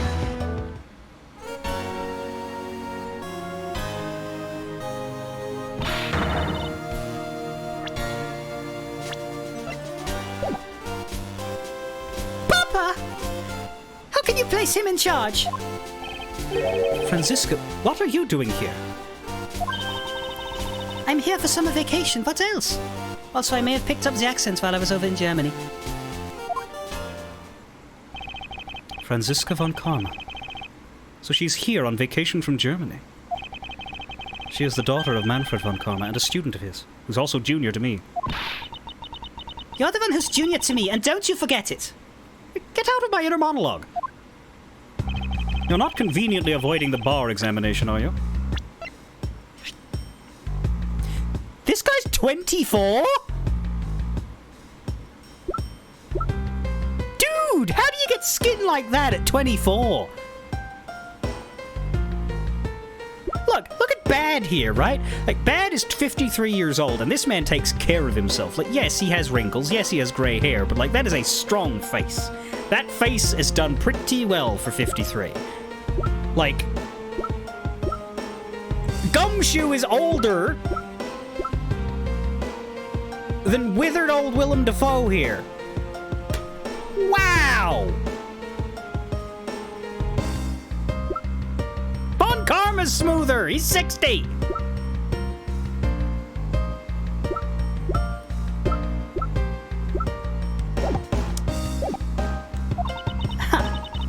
If you were able to pass, then I'll have absolutely no trouble at all. I'll never allow myself to lose to you. Never. Why does she always have to be this competitive? Anyway, Papa, are you really assigning Miles Edgeworth to cover the case? Yes, I am. Why do you ask? Well, you know, I'm close to becoming a prosecutor myself. And I am 100% confident that I can do a better job than him. That's just like Franziska. She has no problem bad-mouthing someone right in front of them. Bad. Yeah. These two will be conducting the investigation. What? You want me to let both of these kids loose on the crime scene? Ha! This is a perfect opportunity for them to work on their prosecutorial skills. 13.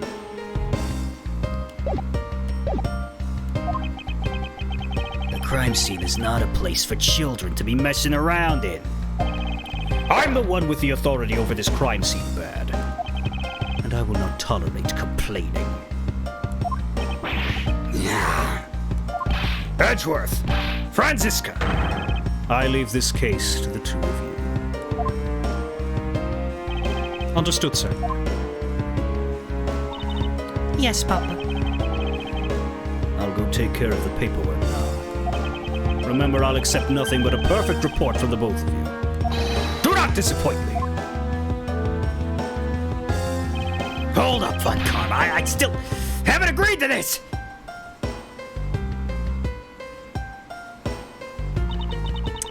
Miles Edgeworth. It's been quite some time, Franziska. This would be the perfect chance for us to see which of us is truly worthy of the Von Karma name. Would it kill you to at least say hello? Long time no see. Very good. Just because you became a prosecutor first doesn't mean you can act all proud. She hasn't changed a bit. Miles Edgeworth. As I was saying, we shall see which one of us is worthy of the Von Karma name. For crying out loud. I've been reduced to a babysitter. It looks like Mr. Von Karma was successful in convincing the detective. That's just like him, he never fails. Now, I'd appreciate it if you could quickly run me through the facts, Detective Bad. You're better off checking things out on your own. Very well. Seems like getting help from Detective Bad will be a most arduous task. September 10, 4:15 p.m. District Court, Defendant Lobby number 2. Aw, look at them. They've died hugging. Is this the only real explanation? That they killed each other simultaneously?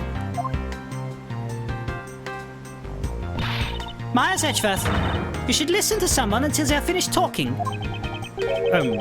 What are you talking about? I'll only say it one more time. This is a competition to see who is truly worthy of the Von Karma name. A competition?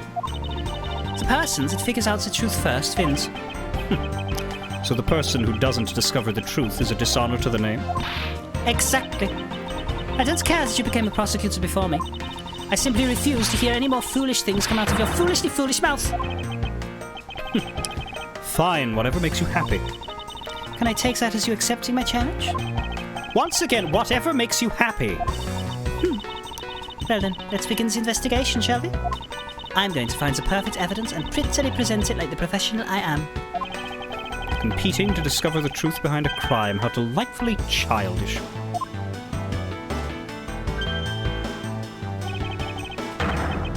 You kids over there. Hold it. Kid? Serves you right, Miles. He just called you a kid.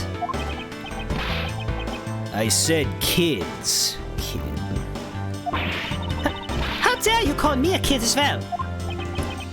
I'll do what I please. And I won't allow you to cause a ruckus on my crime scene. Hey, big guy. You're going to watch over these two. Yes, sir, Detective Bad, sir. Now, do what I say from now on, kids, okay?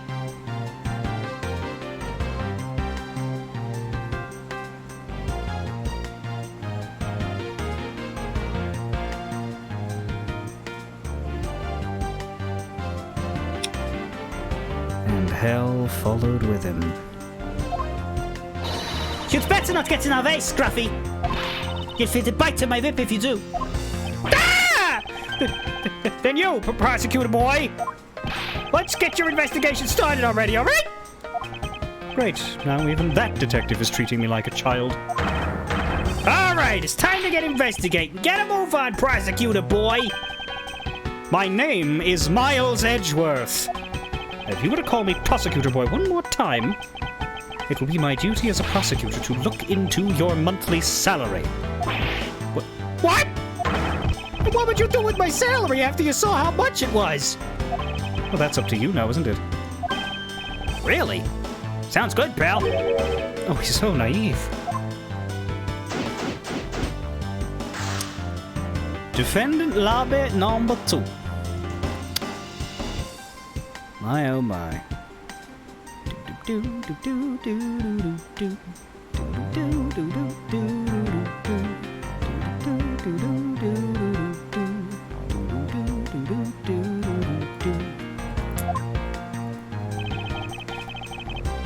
Detective Bad, may I have a word with you? What is it? It appears that both a knife and a gun were used as murder weapons. Yeah, it does. That leads us to our first question of the investigation. Where did the men acquire the weapons? The gun was inside of Faraday's bag. It was a piece of evidence that was presented in the trial earlier today. It was used to kill the Coldopian embassy staff member.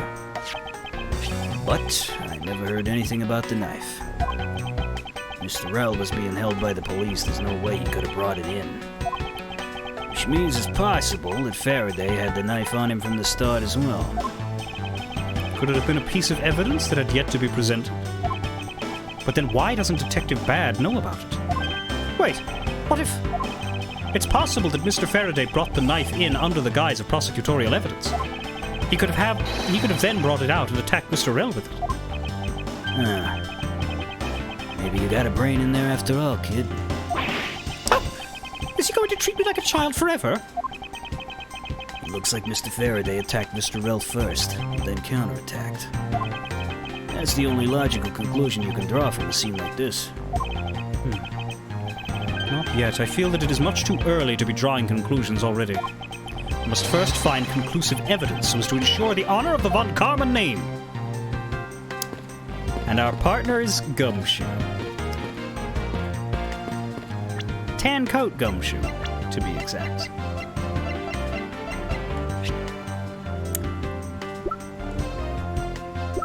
So Tyrell Bad, eagle-eyed homicide detective, called in to be expert witness on the Yatagarasu case. He'd be 60 now.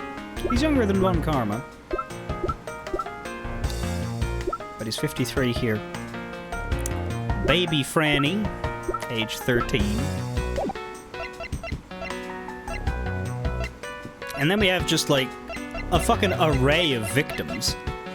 Bern Faraday's just died, which presumably is going to be a problem when Kay eventually shows up. Dade Man died a while ago, supposedly killed by Mac Rell, who is now also dead. I don't think there's a bloodier case in the series before now. Like 3 victims.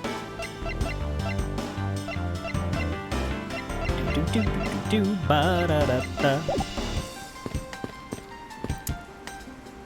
A lot of dead bodies. No. And the least important of them is Dade Man. I'm gonna just quickly get up for a minute or two. I'm gonna fill my water because we got a lot of voices in this case that require the lower reaches of my throat. So I will be back very soon.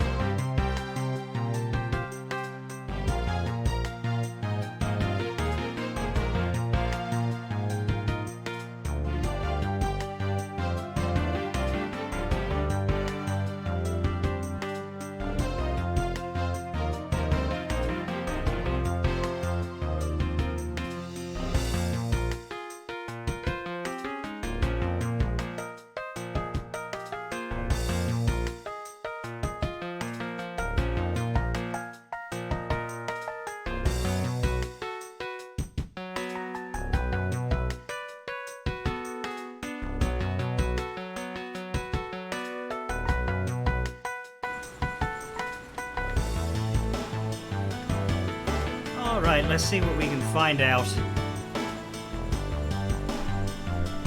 about these dead people. It looks like there's still a decent amount of part 1 left. There's an investigation and some, whatever the word for testimony in this game is. So I'm probably just going to push to the next to be continued and finish there, because I've got an hour and 5 minimum. And then any time over that is subject to me having to stop. But we'll just finish this part. And,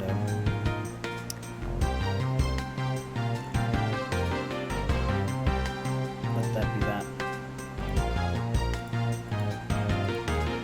And then there's 3 more parts of Case 4, so we'll try and maybe see if we can do all of Case 4 next week. But we'll at least get 2 to 3 a day per Saturday is what I generally go for. So. Yeah, pal. I'm so excited, pal. This is my first real crime scene. Let's get investigating. Detective Gumshoe, I thought investigations were supposed to be conducted in a calm, collected manner. Ha! What do you know about how to run an investigation, little boy prosecutor? I know that at the very least I have a greater grasp than you of what happened here.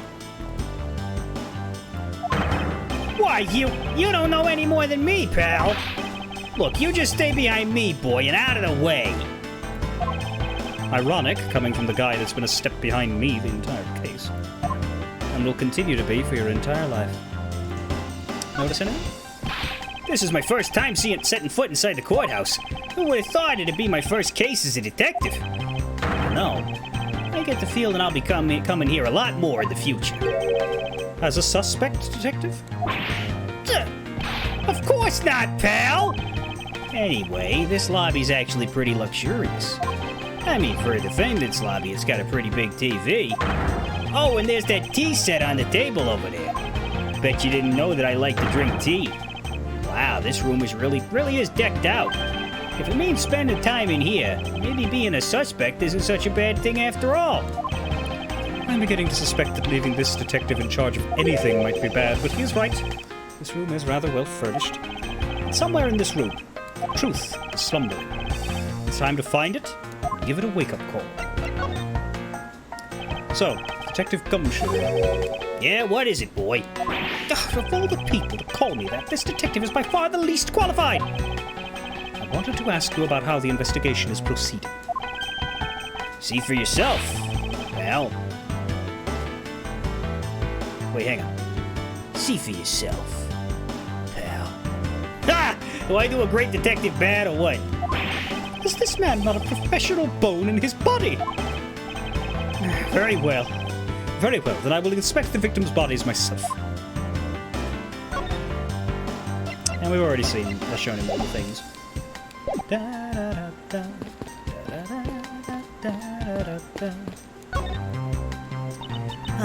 I see. Did you figure something out? This is a competition, Miles, and as such, I'd appreciate it if you didn't talk to me. As you wish. Detective Bad, do you have any thoughts on the case? Faraday and Ralph. Looks like they killed each other to me. Although, there are a few things that just don't seem right. And what would they be? Why don't you try thinking on your own first before you bother me, boy? Oh. Now I've been downgraded to just boy?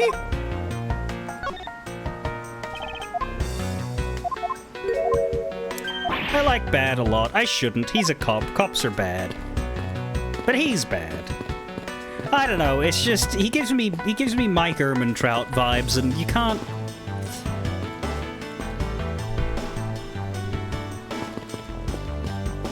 You can't knock those back. Whoa! What is it, Detective Gumshoe? My TV at home is so tiny compared to this one, pal. Then perhaps you should purchase a more normal-sized television like this one. Better do it quick before your paycheck gets eroded over 7 years of proximity to me. Ooh, let me see here. Wow, this thing is huge. Ah! You're way too noisy. You're so noisy, Von Scruffy. Don't touch it. Get your fingerprints all over it. But I didn't touch it. Preservation of the crime scene is the foundation of detective work. The foundation, huh? Sounds like something the rookie here needs to shore up on. Now it's crackling. The TV has been left on. Why are you looking at me like that? It wasn't me. I didn't touch anything. Gumshoe. You don't know what will happen to you if you touch something again. Right? I won't touch anything. I won't even go anywhere near the TV, sir. And you, get back to your investigation, all right? I was planning to do so anyway. Yeah, it's very strange seeing Gumshoe not have his dynamic with Miles yet. Like, he doesn't have respect for him yet, and that's weird. The window is open, and there's a fresh flowery scent in the air. The flowers in the garden down there are so gross and ghastly. Do you think maybe you could try offering something useful for a change? Well, at least there's no way someone escaped through this window, pal. They wouldn't wake up and smell the flowers after a fall from the 3rd floor. Are you willfully ignoring the fact that there are also iron bars on the windows?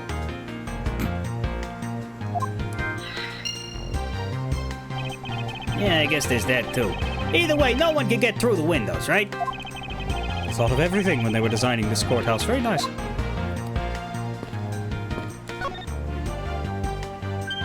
Yep, that makes sense. It's a defendant lobby. There are plenty of people who go to defendant lobbies who might feel like escaping.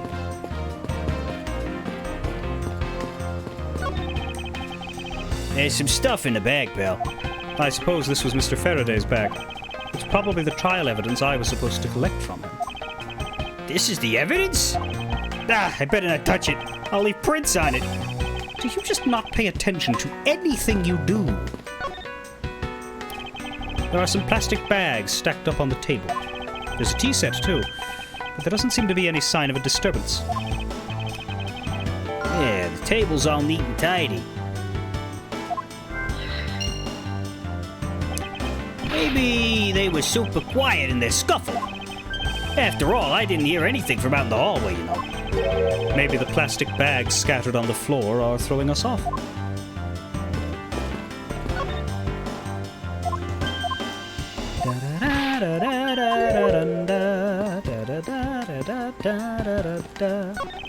This decorative plant's foliage is quite nice.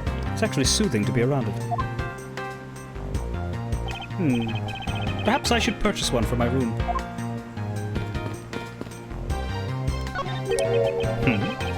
Why are there plastic bags scattered all around?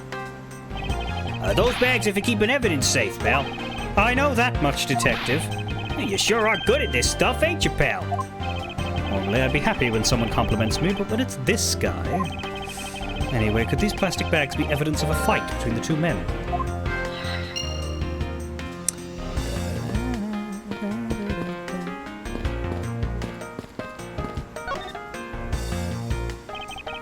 It looks like Mr. Faraday fell on top of Mr. Rel.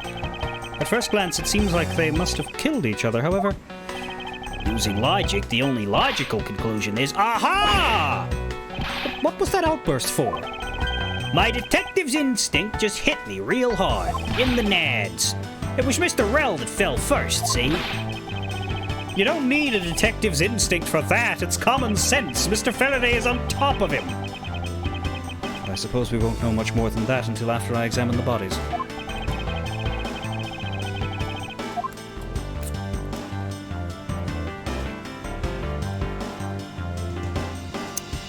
Okay. Dead bodies. We have gun, knife, bloody bag.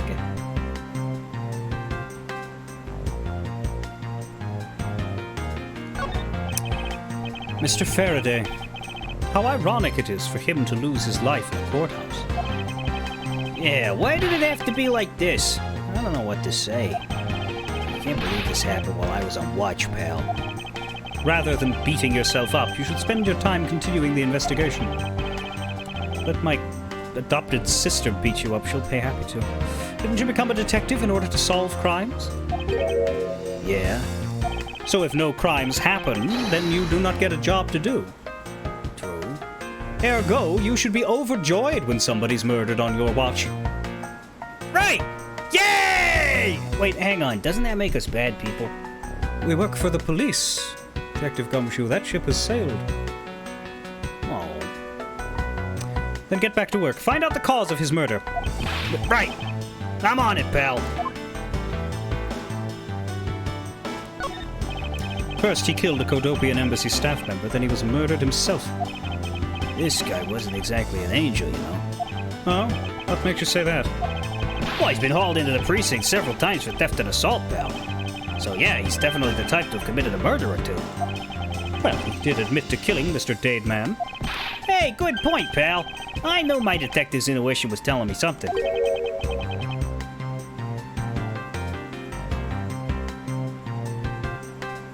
Detective's intuition.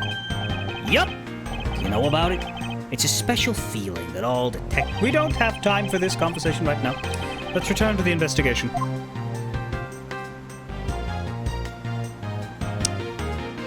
We can't see Rel's other hand. We sort of can. We can on the main screen, but on the side screen it gets cut off at the top. I'm not going to swap them over because, like, I swap the screens when there's something you can't see. Like, you can see me move my cursor in the bottom screen, but the actual picture is on both, so there's no reason to. But I'd say the things to examine are the two weapons, and I guess, yeah, his hand seems to be examinable. Maybe he's got something in it. No, it doesn't look like it from here, but it looks like this. Yeah, the two weapons, the blood on this bag, and then the hand. Let's go with the weapons last because they're so obvious. Go with his hand first. His hand is all black down here, see? Oh yeah, it's behind the text box. I wonder what it could be. If you look closely, this blotching pattern resembles an ink stain. An ink stain? Yes, I usually get ink on my own hand when I use my feather pen. A feather pen? I've never seen one before. Sure you ain't just making it up, pal? Why are there plastic bags scattered all around? Well, those bags are for keeping evidence safe, pal. I know that much, Detective. We had that conversation outside. Including the second part. Anyway, could these plastic bags be evidence of a fight between the two men? Possibly. What do we got at the moment? We got tons of logic already, which is good. Looks like Mr. Faraday died while holding the gun in his right hand. Just like the Bad Badger. Detective Gumshoe, we've just gone back in time 7 years. The Bad Badger hasn't been thought up. But he will, Mr. Edgeworth. He will. So he shot Mr. Rel and then fell on top of him while still gripping onto the gun. I guess that does seem kind of strange, huh? I mean, why would Mr. Faraday know how to fire a gun? It's not exactly rocket science. Even I know how to pull a trigger. Although I doubt I'll ever need to use one. I hope I never have to fire a gun either, pal.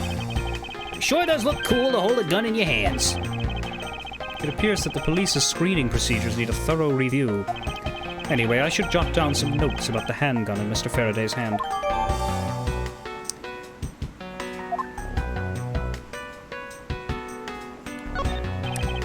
Looks like Mr. Rel died with a knife in his hand. There's some blood stuck on it. And he must have used this as a weapon. Yep, no doubt about it. Was Mr. Faraday carrying this on his personage? Did he bring this as a piece of evidence for the trial? Or did he bring it with a very different intention in mind? I should jot some notes down about it.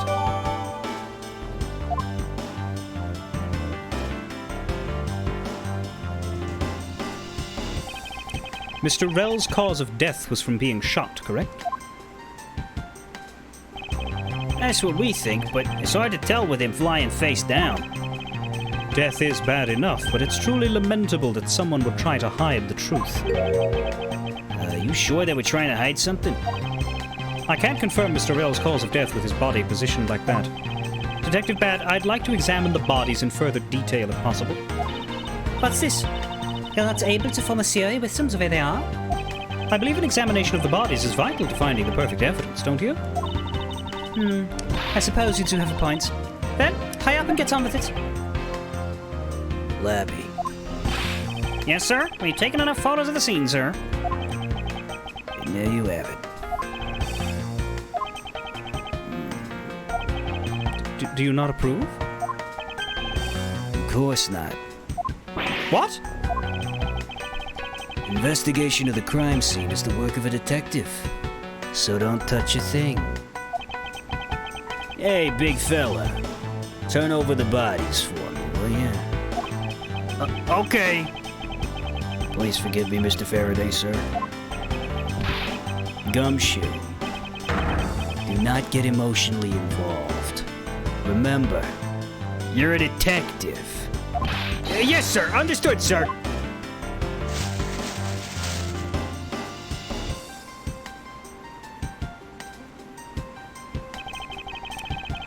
Right. They've been moved. Da da da da. Do do do do da da da da.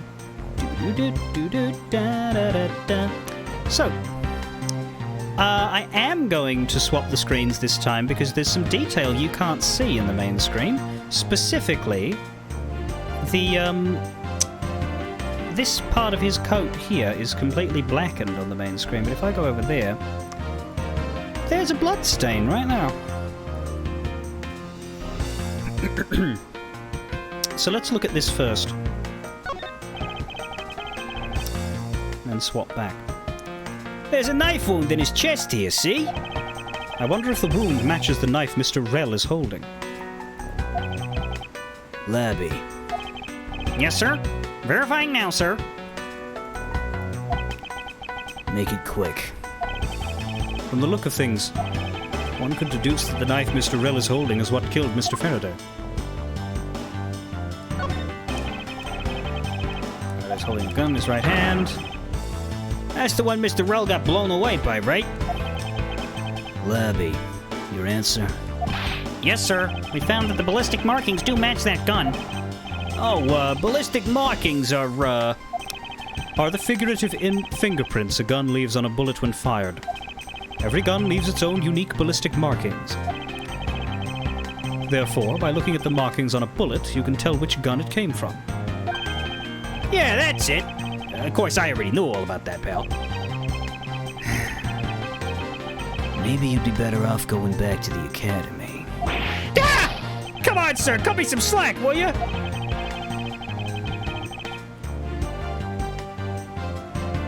So the bullet that was fired from this gun is what felled Mr. Rell.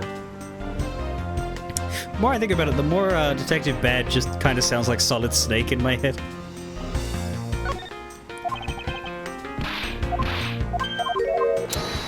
Alright, so examining their faces just gives you the same thing.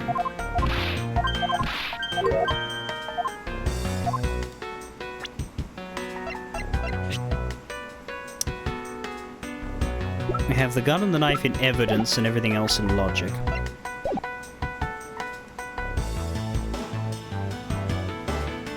So, wound on Rell. Did I examine this pocket? Did I get something for that? I don't think so. There's something in his breast pocket. It's a fountain pen. Yeah, the fountain pen in Mr. Faraday's pocket has a especially nice nib. Hey, you know, I always keep a pencil behind my ear. It's because Detective Bad is always telling me. You should always write your name on everything you own. Yes, somehow you do strike me as quite a forgetful individual.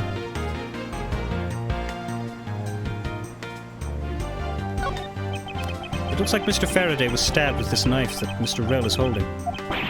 Ouch! What's wrong, Detective? My stomach started to hurt from just thinking about being stabbed. Just keep your mind on the case, all right? Shot in the chest. It takes some guts to fire a gun in a courthouse. I mean, I've been a detective for a whole week, and I still haven't fired a single round yet. There aren't any burn marks on his clothes. That must mean... Wait, burn marks? A round grows very hot as it is discharged from a firearm. Therefore, burn marks are usually left when a shot is fired from point-blank range. Ergo, Mr. Rel must have been shot from at least a yard or two away. You sure do know a bunch of neat stuff for your age, pal. Apparently, this detective has as much common knowledge as your everyday marsupial. Yeah, you know when you see a gunfire in a show and there's that flash of literal fire that comes out the end of the gun? Yeah, that's not for show. That's real. That happens. It doesn't last very long and it doesn't set anything on fire, but it's there, and if you're in that spot, your clothing is in that spot, you get affected by fire. And also a bullet. I wouldn't recommend it.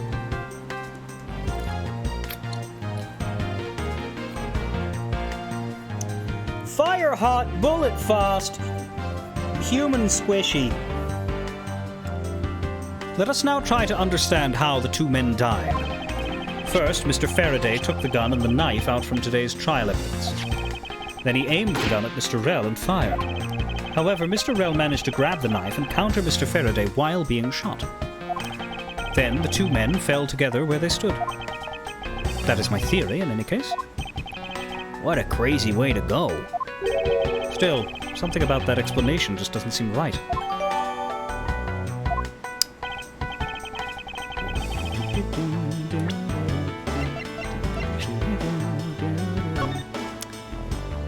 Burn Faraday, Mac Rel. Discovered immediately after gunshot was heard. Faraday died of a knife stab, Rel died of a bullet wound, no gunpowder burn on his clothes. Suggesting it was shot from a few yards away. I believe I now have a firmer grasp on what happened here.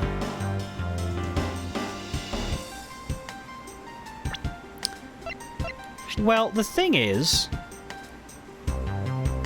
The suggestion is that Faraday shoots Rel, then Rel gets close to stab Faraday. Then Rel falls, then Faraday falls? I guess that works, because, like, he spends his energy getting in close, performs the stabbing, and then after the stabbing he passes out, and then Faraday passes out on top of him, but it's weird. It's obviously not going to be like this, because they need a case. Still.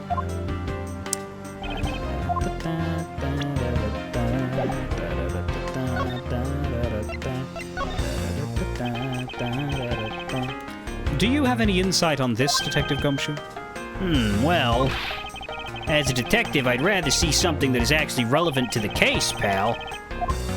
This is a photo of the dead bodies. That knife is one of the murder weapons, right? Yes, it is the weapon that took Mr. Faraday's life. Ugh, there's blood stuck on the blade, and it's still fresh. You're in the homicide division, correct? You'll be seeing a lot more blood. Even if it's not your cup of tea, you might as well get used to it. But the sight of the blood isn't something I want to get used to. Don't think of it as seeing blood, but rather as a representation of the killer. If viewed in that sense, you begin to see how the killer operates. Ah, you're right, pal. Thanks for the fresh perspective. I feel so much better now. I'm glad someone does. Ah! Hey, pal, I'd appreciate it if you didn't point that thing at me, okay? Don't get cheeky with me, detective. I simply wish to show it to you. And? You got a point in showing it to me? Because I don't even have a single penny on me, so you're out of luck, pal. That was an unusual reaction to being shown a piece of evidence.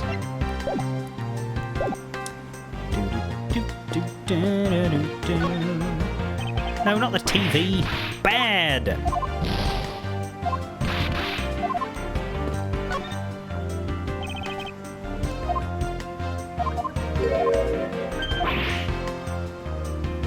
Faraday and Rel. It looks like they killed each other to me. It might be more fun to just portray him as Solid Snake.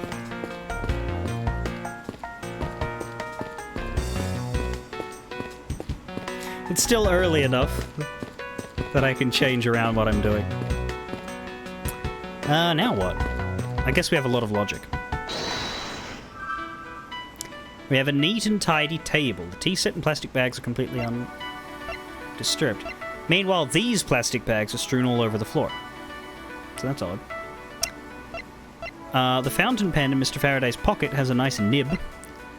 Nobody can climb through the windows, and there's a scent of flowers in the air. Mr. Faraday has ink on his left hand. Well, he has a fountain pen, and there's ink. I don't know how to connect the window to anything, but I could say you could connect the two that mention plastic bags and the two that mention pens and ink. Let's combine the pens and ink.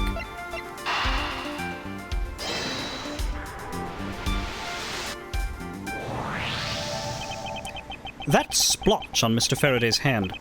I wonder if it might be the ink from his fountain pen. Oh, let's ask the lab guy. Detective Gumshoe. I confirmed that the substance on Mr. Faraday's hand is the ink from his fountain pen. I see. Good work. You know, I've always wanted to say that, even if it was just one time in my life. If Mr. Faraday wrote with his fountain pen in his left hand, I think it's fair to assume he was left-handed.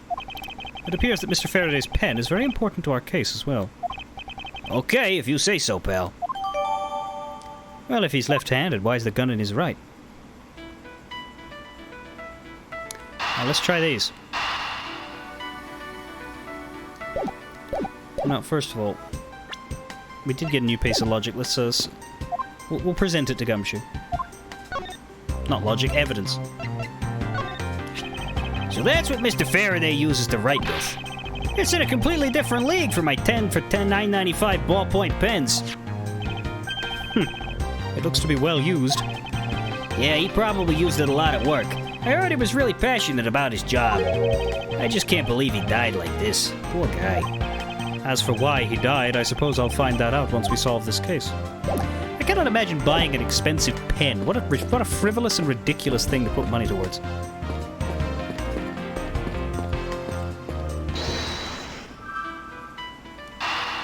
Da-da-da-da-da-da. Then again, if he was the thief...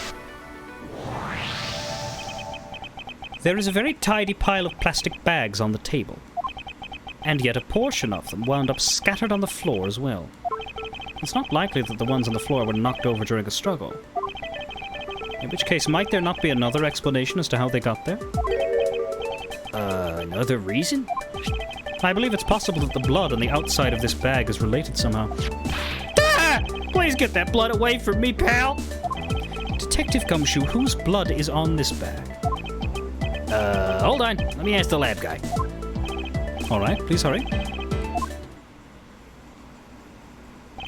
Wait till you get a load of this, pal. It's Mr. Faraday's.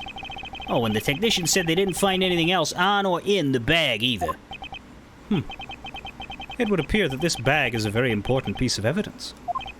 Okay, if you say so. I leave it in your hands, pal. I guess there's not much left to investigate, huh? They really did kill each other. No, we can't conclude that quite yet.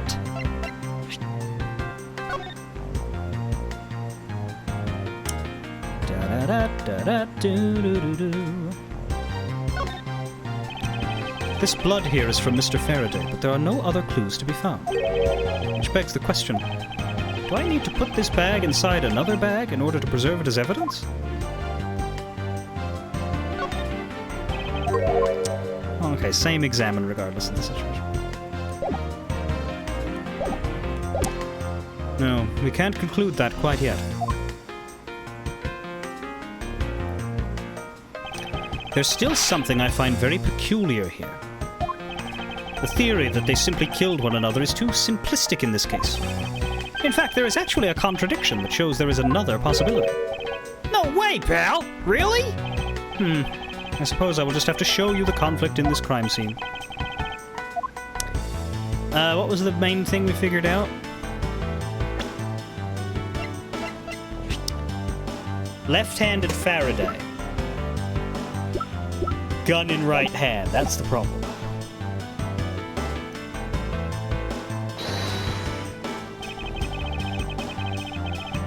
Yeah.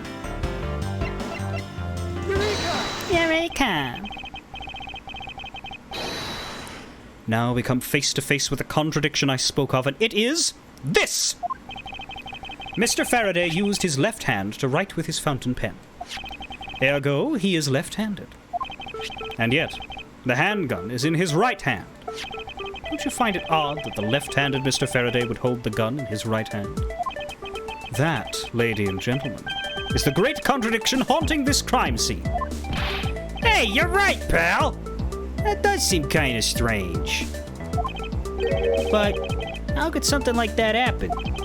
The facts add up to one conclusion and one alone. Someone else put the gun in Mr. Faraday's hand after he died. Someone else? Plastic bags scattered on the floor and a gun in the wrong hand? I sense the presence of a shadowy figure behind this case. A person of vile intent who is serious about keeping the truth from us. It's not that strange, says Ravalia. Has a left-handed writer. Yeah! I'm technically a left-handed writer, but you know what? I have not handwritten for more than a word or two since 2012. In 2012, I left high school, and when I left high school, I told myself that handwriting was done. There was no longer anybody who could compel me to do it. In university, I typed every single assignment I ever did, and if I ever took notes in class, I used a laptop or even my phone. Like, there were cases where I went to, like, the tutor and said, hey, I'm going to be taking notes on my phone, and it's going to look like I'm not paying attention to you because I'm going to be doing it on my phone. That's me taking notes. If you need me to prove it, I'll show you the notes after, but that's me taking notes. Please don't stop me or get annoyed. Because that was the fucking easiest way. It was easier than dragging a laptop in. I tried that at first, and then I was like, this is annoying. I could just use my phone. Anyway, tangent. Point is, I didn't handwrite shit. Beyond leaving a note on the bench for somebody that's I'm not going to cross paths with and I need them to learn something, I'm probably going to send them a text message before I do that. But anyway, beyond that, or having to sign, like, yeah, signing my name for documenty things. It's the only time. So am I left-handed anymore? Because I use my computer mouse with my right. I use WASD with my left, but, you know, computer is a both-hands activity. Mouse goes on the right. A game controller uses both hands as well. Right? Other shit that you do, I mean, I brush my teeth with the toothbrush in my left hand, but if I'm going to chop things with a knife, I'd use my left hand for that. So I suppose you could say those are indicators. But there's other things that I just naturally do with my right hand.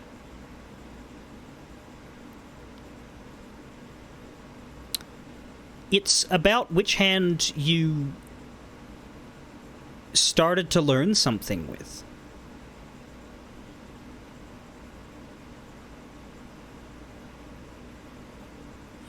Like firing a gun?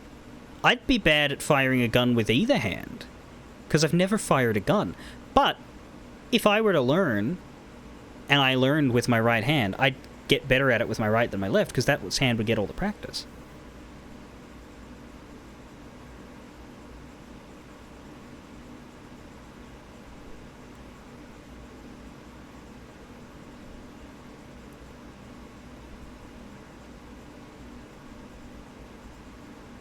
Anyway, September 10 District Court, Defendant Lobby Number 2. Here's the autopsy report.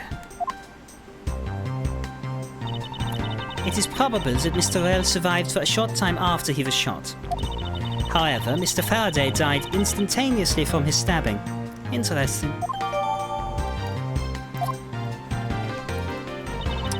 It looks like we now know everything we need to know about this case. Are you sure we know everything? We're still in part 1. Of course. The incident began with Mr. Faraday attempting to get his revenge. The prosecutor went into a rage from being accused and tried to kill the defendant. But the defendant fought back and they ended up killing each other. It's all very clear and simple.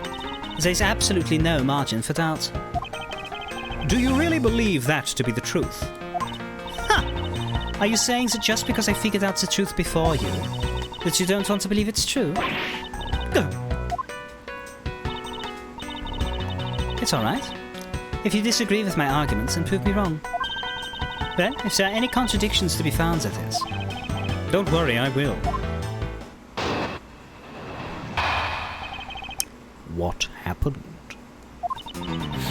Mr. Faraday's death was instantaneous, while Mr. Rel survived for a short time. From this, it is obvious that Mr. Faraday died after he shot Mr. Rel. And Mr. Rel, while on the brink of death, stole Mr. Faraday's knife and stabbed him. Those are the facts of this case.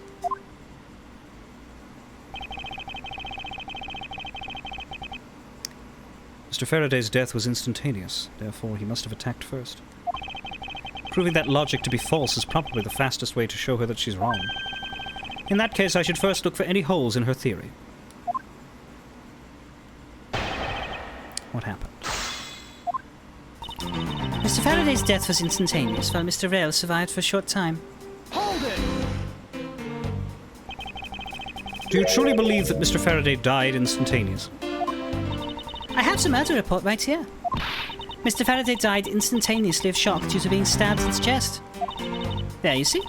It's been documented clear as day. Ah! From this, it is obvious that Mr. Faraday died after he shot Mr. Rel. Hold it! Mr. Faraday shot Mr. Rel before he died. Do you have any basis for that statement? Your foolishness has no end, does it? Now, I hate to repeat myself, however, Mr. Faraday died instantaneously. That's all the basis I need. Alright, so if Mr. Faraday died instantaneously, then he must have attacked Mr. Rel before being stabbed. You're finally beginning to catch on, I see. And Mr. Rel, while on the brink of death, stole Mr. Faraday's knife and stabbed him. Hold it! So you believe that the dying Mr. Rel stole the knife from Mr. Faraday? Mr. Rel became desperate as he did not want to die. Human beings can do amazing things when they are put to the test. So the two men struggled. And in the end, Mr. Rel was able to grab the knife and stab Mr. Faraday. The messy condition of this room is a testament to their struggle. Yes, my logic is perfectly sound. Can you really say that it's perfect? What are you insinuating? Nothing. However, I can't let what you said slide by without further inquiry. One must be clear and precise. So if you could append that statement to your testimony. Fine. They struggled, and Mr. Rel used the last of his strength to counterattack Mr. Faraday. Hold it! About this statement. Mr. Rel used all of his remaining strength to take the knife and defend himself. One can easily see that they had a violent struggle. Of course, it's nothing compared to what my riding crop can do. How does one compare the damage her crop can do with the state of this room? Furthermore, all the plastic bags on the floor in this room were scattered there due to the fight. Is there anything else that I can explain for you? No, that will be fine. Those are the facts of this case. Hold it! Claiming speculation as fact already? Don't you feel that the evidence is a bit lacking? You'll find all the evidence you need just by looking around this room. Mr. Faraday collapsed on top of Mr. Rel. In addition, Mr. Faraday died instantaneously, making a counterattack impossible. Furthermore, the room is a total mess from their fight. I dare say that there's more evidence here than you could whip a whip at. Looks like she's becoming more and more confident. And, looking at this place, she might have a right to be. After all, everything here seems to support her theory. It looks like you're starting to see my point. I've as good as won our little competition. There's something strange about Franziska's theory. I should compare her claim with the data I've gathered thus far. I just know there's a contradiction somewhere.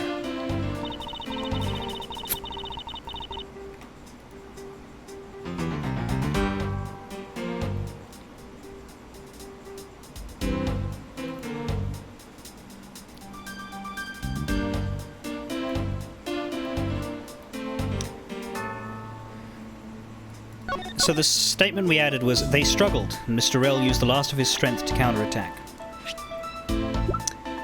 We have the KG8 incident overview. We have Gumshoe's testimony. Other than gunshot, didn't hear a sign of a struggle. they struggled. This is probably it, but we could go over the rest just to be sure. The handgun bullet that killed Rel was fired from a few yards away. The knife was brought in as evidence by Faraday, found in Rel's hand. Our notes state Faraday died of a knife stab to the chest. Shock from the stabbing caused instantaneous death. Rel died of a bullet wound to the chest. No gunpowder burn. It's possible he was alive for a little while after being shot. Yeah, so the theory of Rel was shot, staggered forward, stabbed Faraday, which killed him immediately. Somehow, Faraday falls on top of Rel despite that. We have the fountain pen, which is, Did I examine this? I don't know.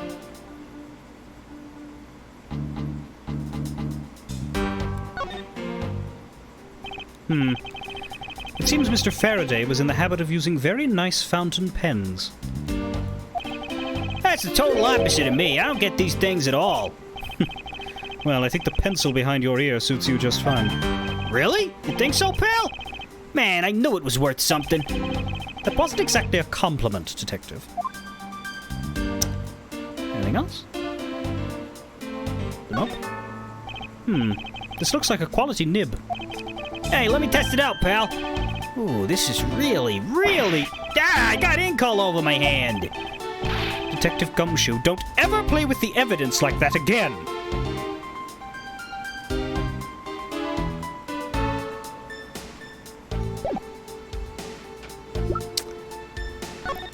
And there's the bag as well, but we did examine that. One of the bags strewn in front of lobby number 2 has Faraday's blood on it. Fountain pen used by the left hand of Faraday. So yeah, I'm pretty sure it's going to be Detective Gumshoe's testimony here. Objection! Yeah. If the two men were fighting, their struggle would have surely caused quite a bit of noise. However, Detective Gumshoe testified that he heard absolutely nothing. You place too much faith in that detective's testimony, you know. But for the sake of argument, let's say there wasn't a fight. How then did Mr. Rel get his hands on the knife? Mr. Faraday's bag was sitting right here in lobby number 2. It's not hard to imagine that perhaps Mr. Rel saw a chance and took it out at some point. So, what you're saying is this. Mr. Rel took a chance when he saw the opportunity and took the knife from the bag. And then Mr. Faraday shot Mr. Rel after being stabbed? Isn't there something strange in Franziska's statement just now? Sure. Wait, something doesn't add up. Oh, really? It's simply not possible for Mr. Faraday to have shot Mr. Rel after being stabbed. He was dead! The notes are the ones that say instantaneous, yeah? Yeah. Take that! According to the coroner's report, Mr. Faraday died instantaneously, meaning that he died immediately upon being stabbed by the knife. Ergo, he could not possibly have fired the gun after that. Oh, you got me. But of course. Fair then. Yes, the report is correct, since there's only one correct explanation. If we suppose that Mr. Rel attacked first, then Mr. Faraday, who died instantaneously, would have been unable to kill Mr. Rel. Therefore, Mr. Rel must have stabbed Mr. Faraday after he was shot.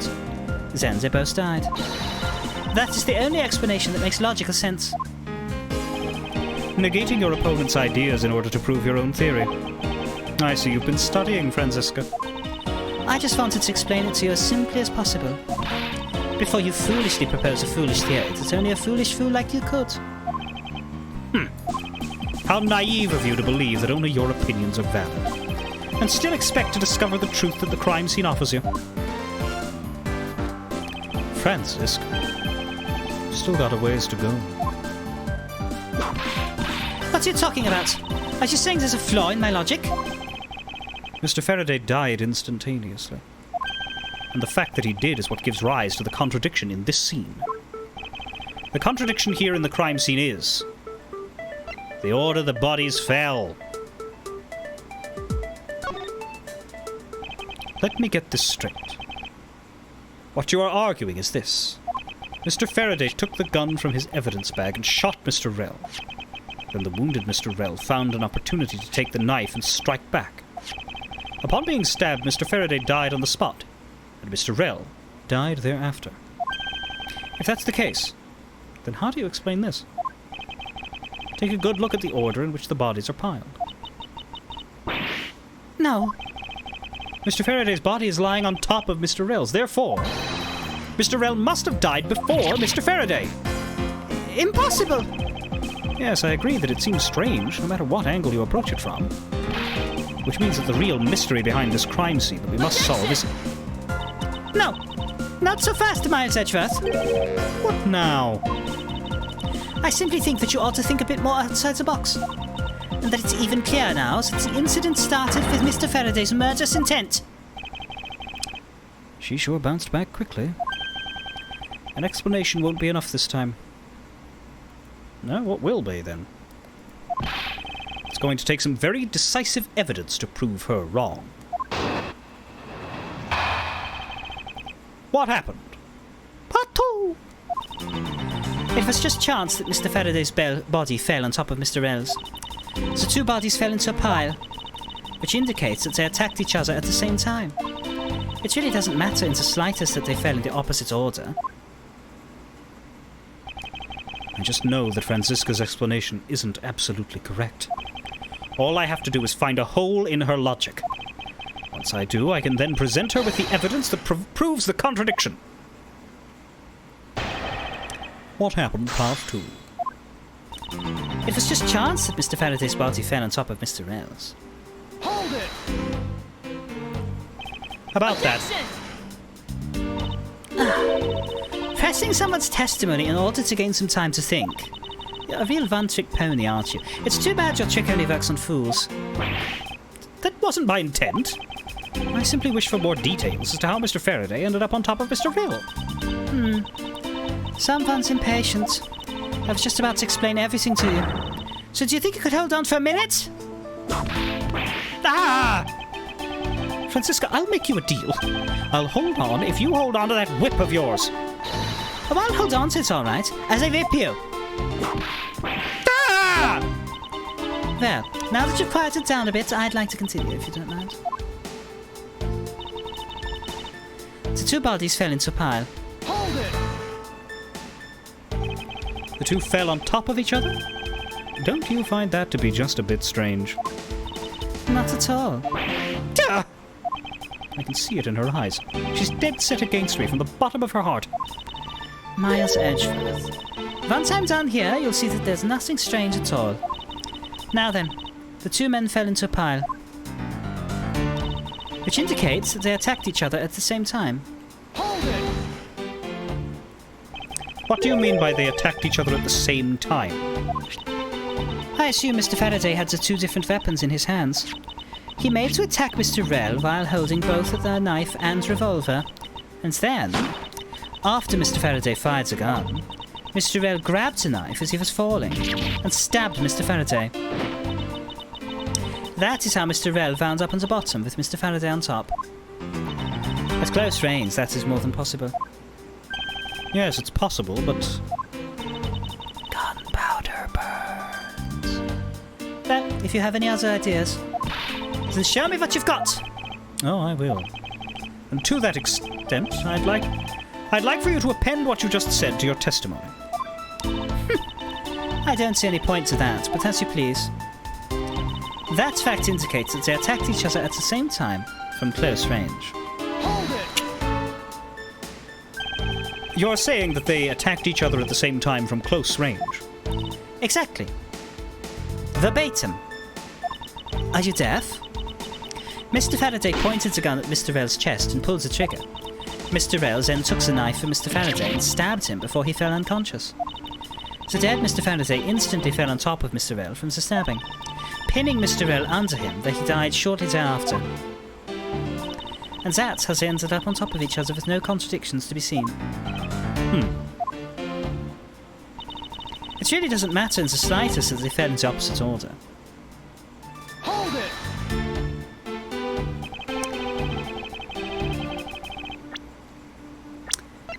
Yep.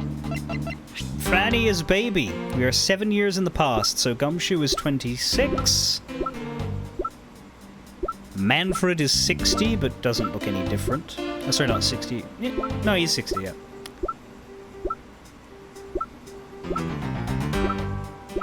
We have baby Kay Faraday, but Miles doesn't know her name. The judge is here, and he looks more serious than normal. And there's this guy, Manny Cochin, who is 24 years old, but looks more old and decrepit than this 53-year-old man right next to him. Like, holy shit, look at these photos. It's in the face. Like, his hair's all right, but the face, he just looks withered. Do you really believe they fell in the exact opposite order in which they attacked? Miles Edgeworth, you're not listening to a word that I'm saying. Ah! They both attacked each other at the same time, and Mr. Rell fell first by chance, leaving Mr. Faraday to just happen to fall on top of him. Then Mr. Rell died shortly thereafter, pinned underneath Mr. Faraday. That's how it happens. I recall it clear as day. So the two men attacked each other, with Mr. Rell randomly falling down first. The fact that the order that they attacked each other in varies from the order they fell in doesn't cause a problem for me. However, there's definitely one certain aspect that I'm having trouble swallowing. Yeah, the close range bullshit. No, it wasn't. There was no bloody gunpowder. Objection! So you believe they killed each other at close range? Sorry, but that's impossible. Just as it is written in the crime scene notes, the firing of the handgun did not leave a gunpowder burn on Mr. Rell's clothes. Therefore, Mr. Rell and the gun must have been separated by a distance of at least 2 or 3 yards.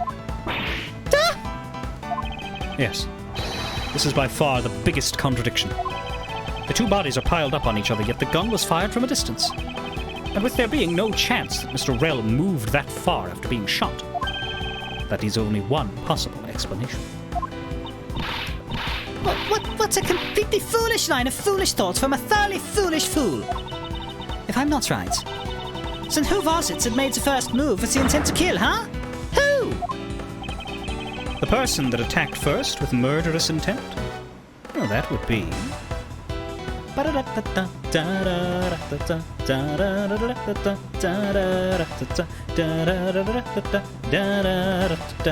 have no fucking idea.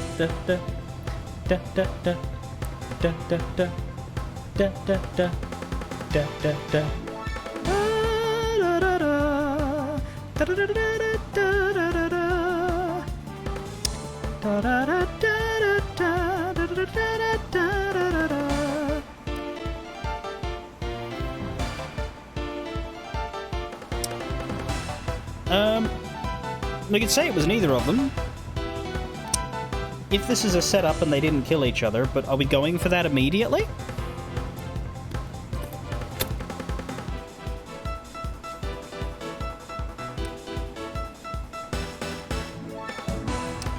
I don't think I have enough to specify either one of them, so I'm going to go with neither in case that's the right answer, and then if it isn't, we'll think harder about which of them it is.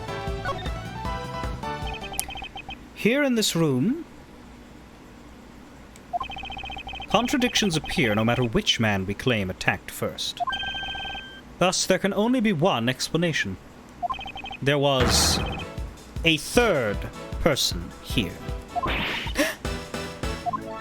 It was that third person who killed both Mr. Faraday and Mr. Rell, and set their bodies up to make it look like a double murder.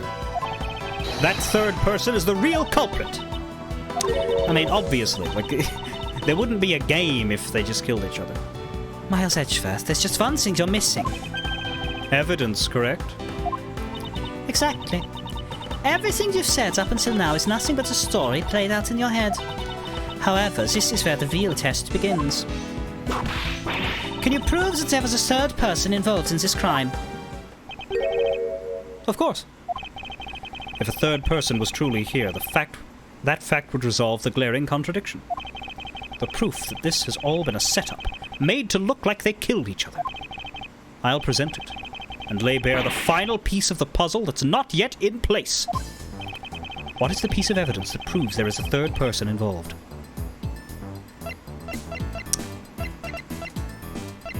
I don't know. My prosecutor's badge. It was me. Oh, never have we seen before. Incident overview of the previous case. Gumshoe's testimony saying I didn't hear a struggle. Yeah, it was Gumshoe. He did it. I don't think it's either of the weapons. Don't know if it's crime scene notes. Could it be this?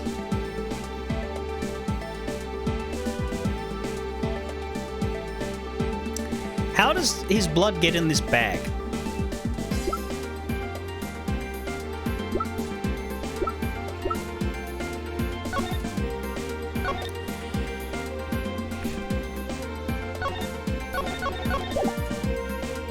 Like, it's in a weird spot from where he fell.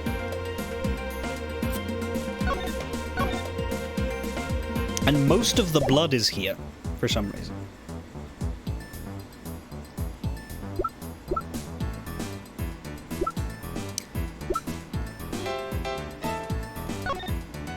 There's not enough to connect KG8 to this.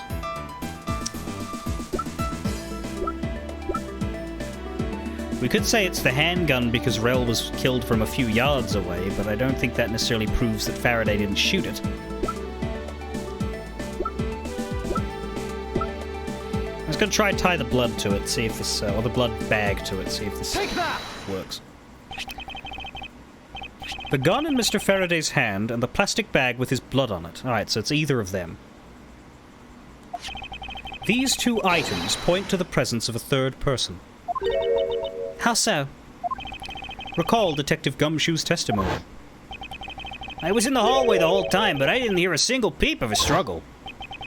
If there wasn't a struggle in this room, then there shouldn't be any plastic bags on the ground. Meaning that someone else must have deliberately scattered them around.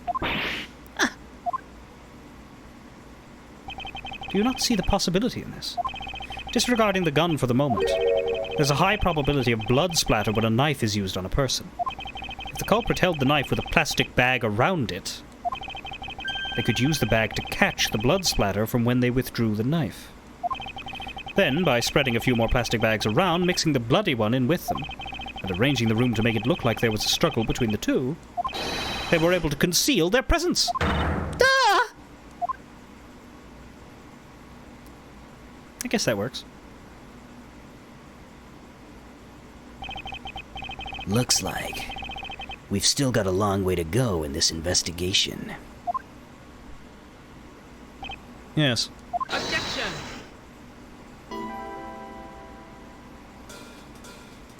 Da-da, da-da, da-da, da-da-da-da. I forgot her objection sounded like that. What the heck's up with you, pal? Mr. Bad, I advise you to place Detective Gumshoe under arrest. We'll drop her voice down a little to match that if we can.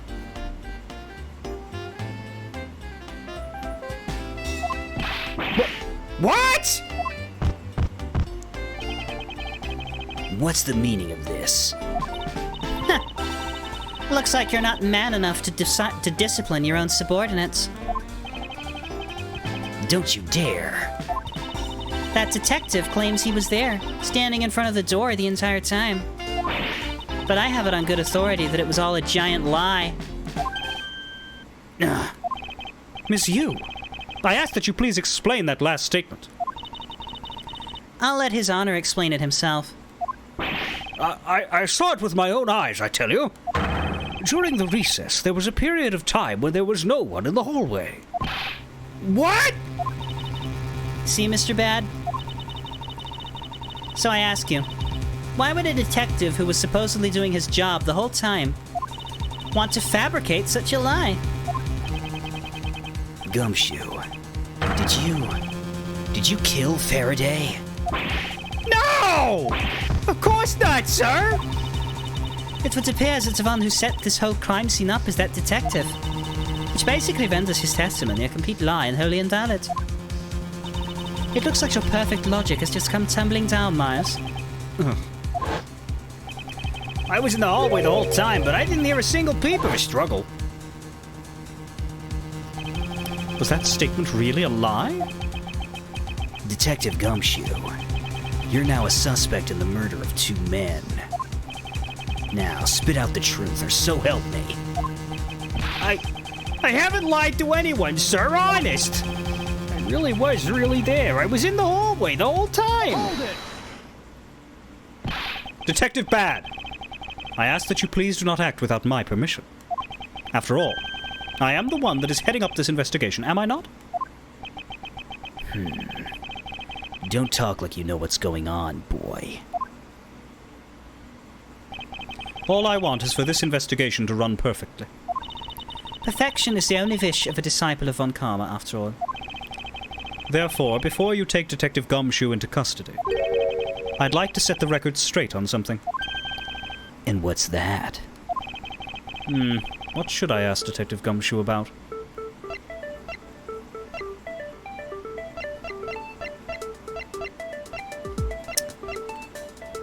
Why weren't you in the hallway? Detective Gumshoe, why were you missing from the hallway for a span of time? Look, pal, like I said, I was there the whole time, okay? But there is testimony against you that... Miles Edgeworth, why are you wasting our time with a completely useless question? The only logical reason as to why he was absent is that he was busy committing a crime.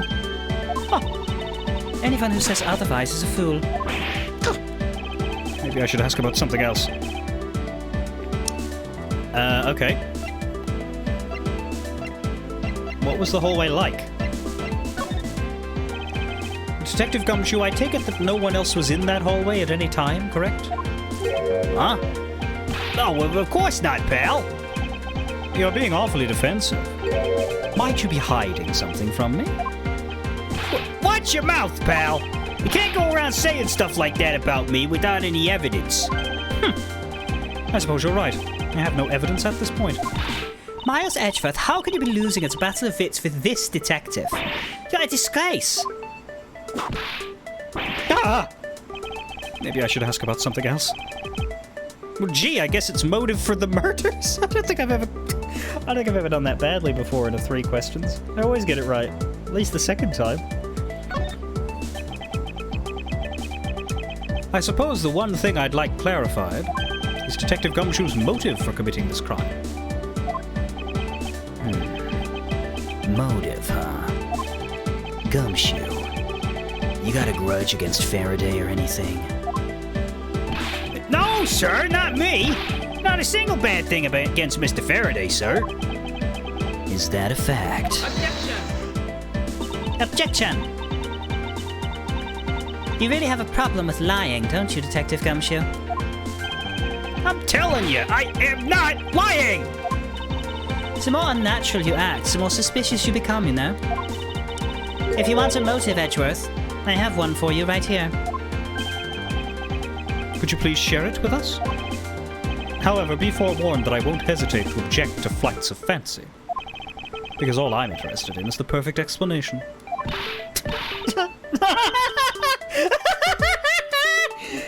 You're serious, aren't you? Fine. You amuse me, so I'll humor you with a little courtroom practice. Edgeworth versus you. Gumshoe's motive. It was about a week ago. I saw the detective get chewed out by a livid Faraday in front of the precinct.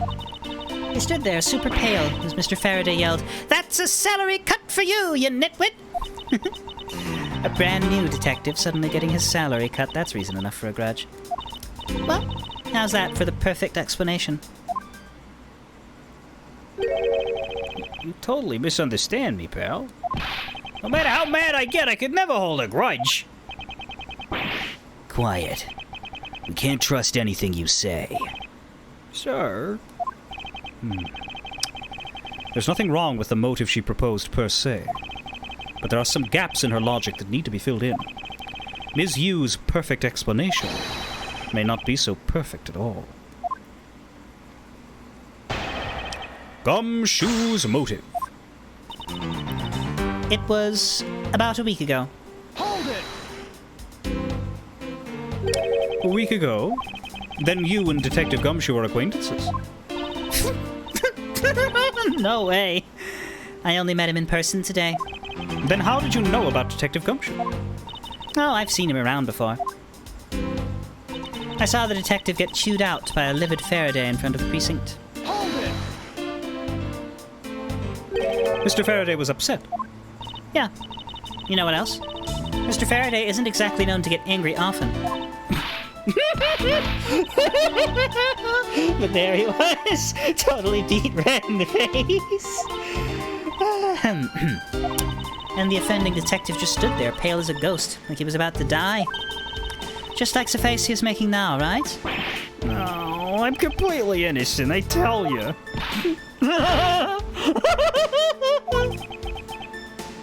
The poor man.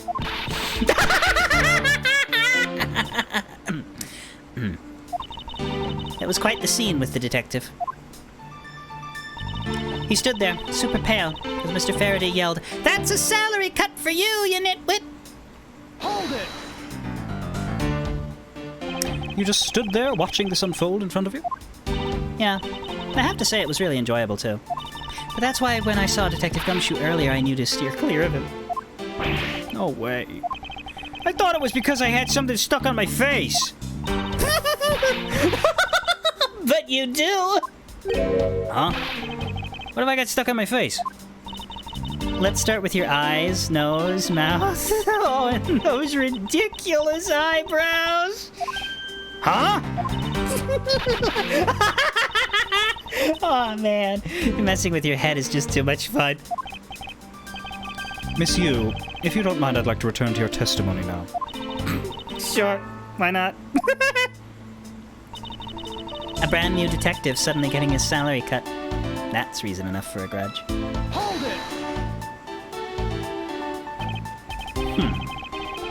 To cut a new detective's salary right off the bat like that. I'm not really familiar with the way you guys relate, but is that a common practice? Well, speaking of cutting my salary, didn't you threaten to do that to me earlier too? I suppose I did. It's only natural to cut a worthless detective's salary down to their actual worth. My father can even fire anyone, new or old, with a snap of his fingers. When he gets out of prison, a game development company is thinking of hiring him.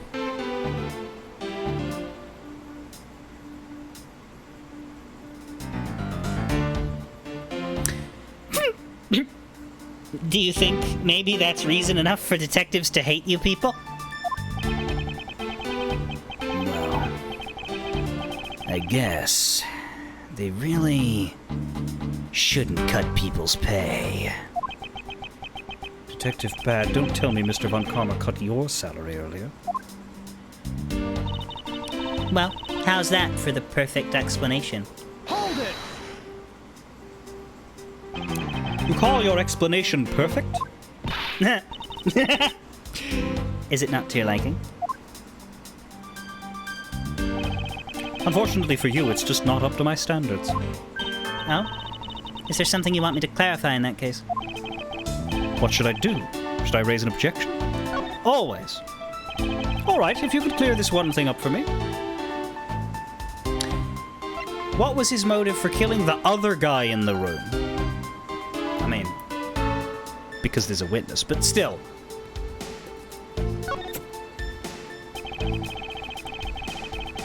I understand Detective Gumshoe's potential motive for killing Mr. Faraday.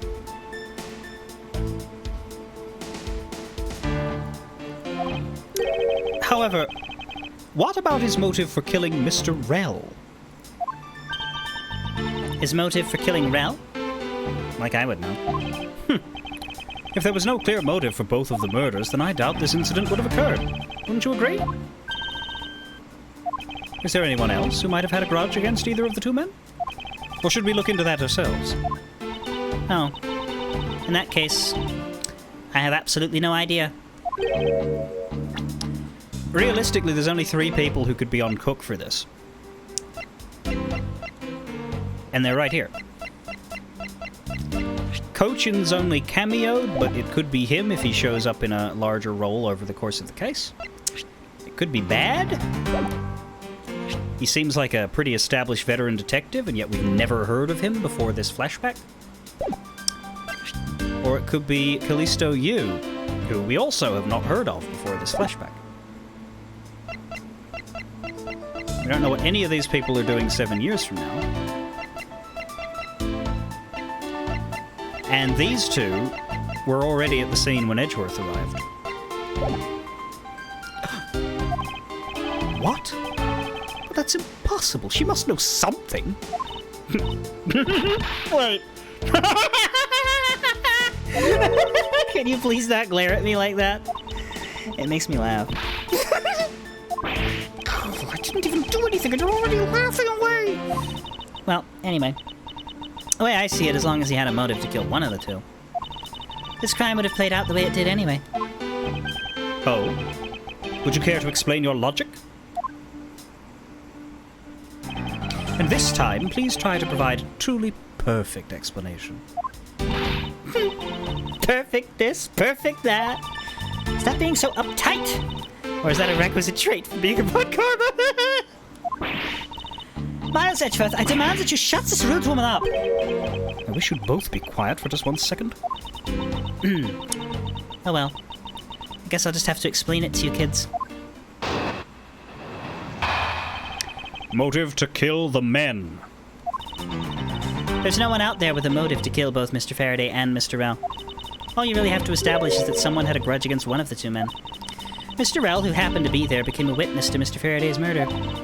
Therefore, he was killed out of necessity and set up to look like they had killed each other.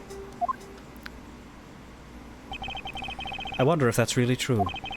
Is there no one out there with a grudge against both men? I should take another hard look at the evidence for this morning's case. The second KG-8 incident, as people are calling it, involving an embassy staff member. And the two men who both wound up as suspects in the case. Is there someone else I'm overlooking who is somehow related to them? Coaching. Like, really, there's no one out there with a motive to kill both Mr. Faraday and Mr. Rell. What does this one say? Cadopian embassy staff member Manny Cochin found not guilty. Oh, and the victim is Ms. CCU!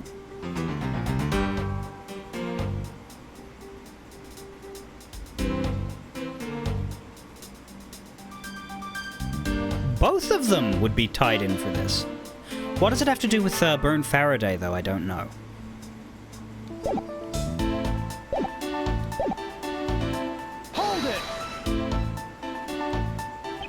So there is no one else who might have a grudge against both Mr. Faraday and Mr. Rell.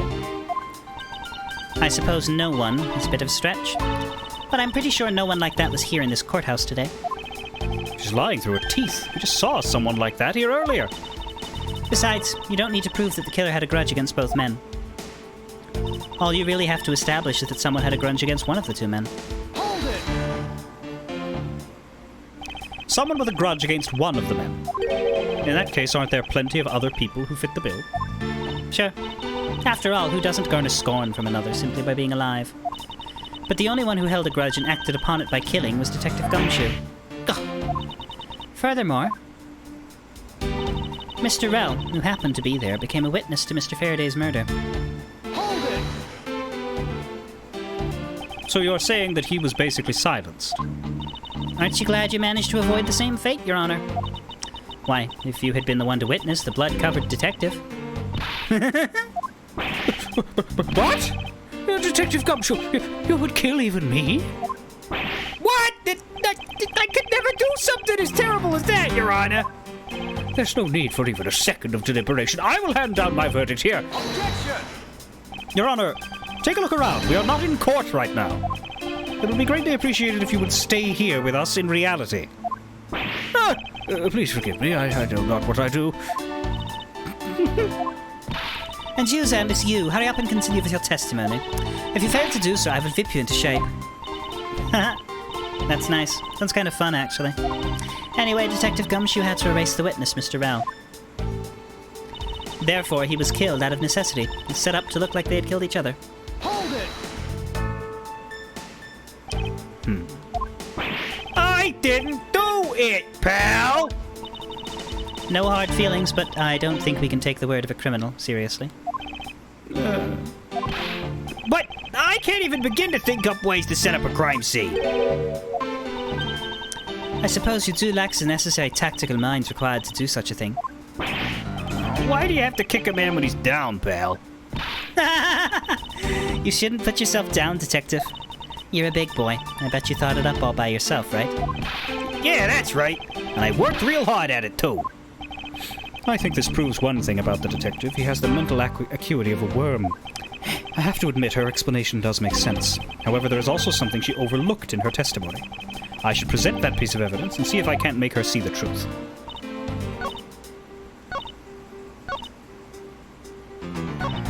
I think it's the first one. I think it's there's no one out there with a motive to kill them both, and then we present this, suggest it was Manny Cochin. Ms. Yu, I believe there is someone you overlooked in making your statements.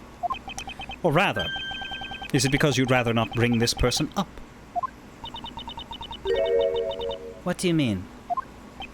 We are looking for someone with a reason to kill both Mr. Faraday and Mr. Rell. I can think of at least one person that fits the bill. He was the suspect in the original KG-8 incident, and a member of the Kodopian embassy staff, Mr. Manny Cochin.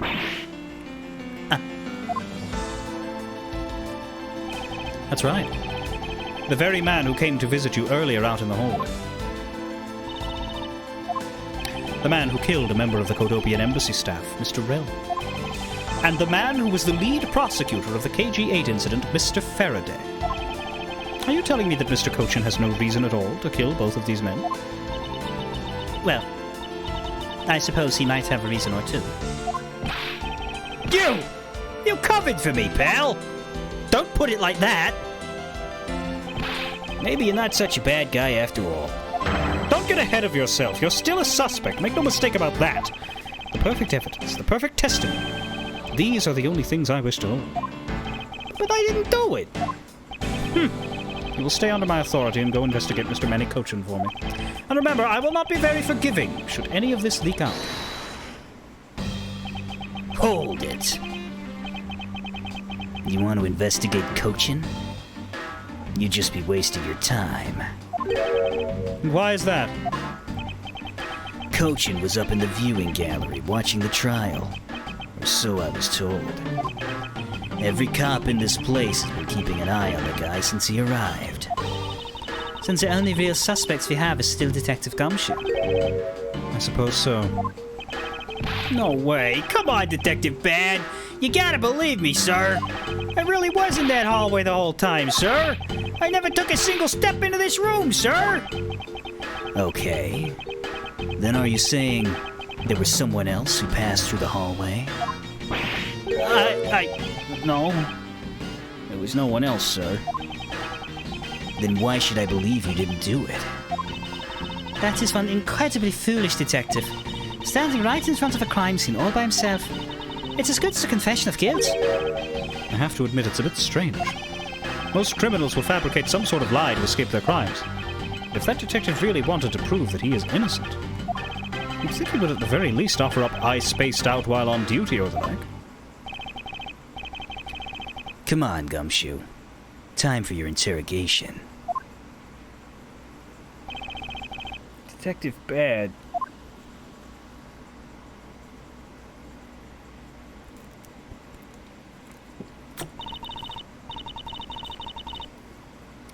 Miles Edgeworth, I will go on ahead and report this to Papa.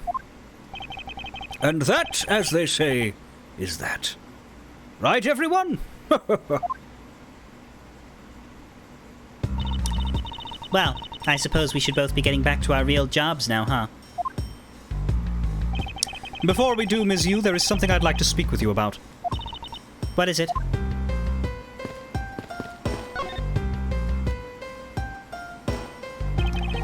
The television has been left on, to preserve the crime scene, of course. And it will stay on until the police are finished with their investigation. Do they think nothing of saving electricity? How bothersome. A pleasant breeze is blowing through this window. If only I could exchange it with the stifling atmosphere of this crime scene. It's Mr. Faraday's bag. The evidence for the trial of the embassy staff's murder is in here. And if things had gone smoothly, they would now be mine. Including the two weapons in this double murder, the knife and the gun, I suppose.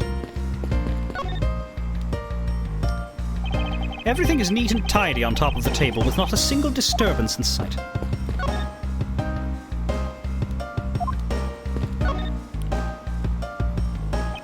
To have set these two men up and make it look like they killed each other. If there's one thing I cannot forgive, it's the desecration of the dead. Also, earthquakes.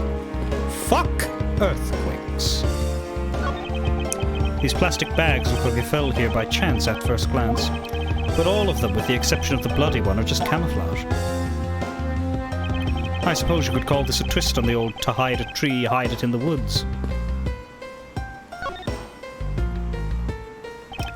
It's just another cheap sofa.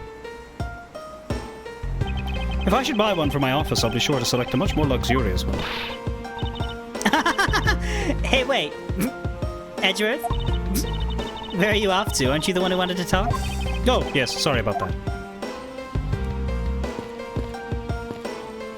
Can't examine the plant anymore. Closest we can get is here.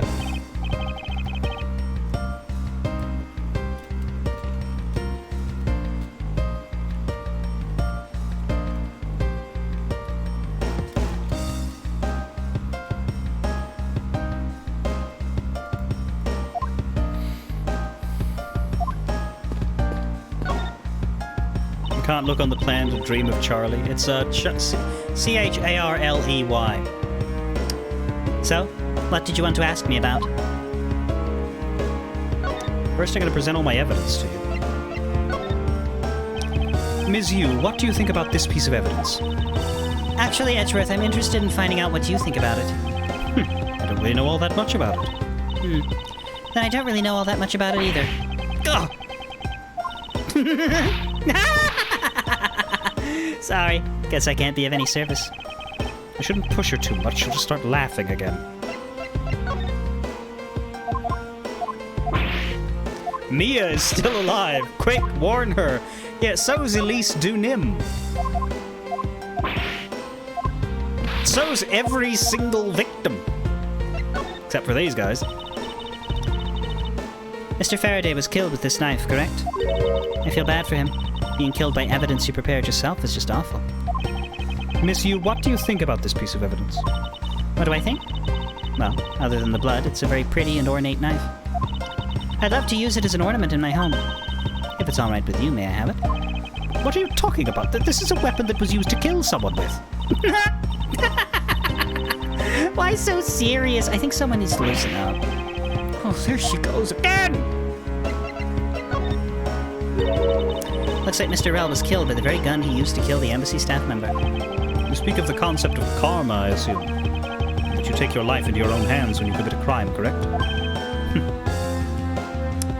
I never thought I'd be dealing with a gun this soon upon becoming a prosecutor. Ah, well, for a veteran like me, they're pretty much par for the course. To be honest, even if it's just once, I've always wanted to try firing one. Hey, is that thing loaded? Did they give it a try right now? Don't be ridiculous! This isn't some kind of toy! I was only joking, duh. Why is it that anything I have to say is a joke to her? Because that's her gimmick.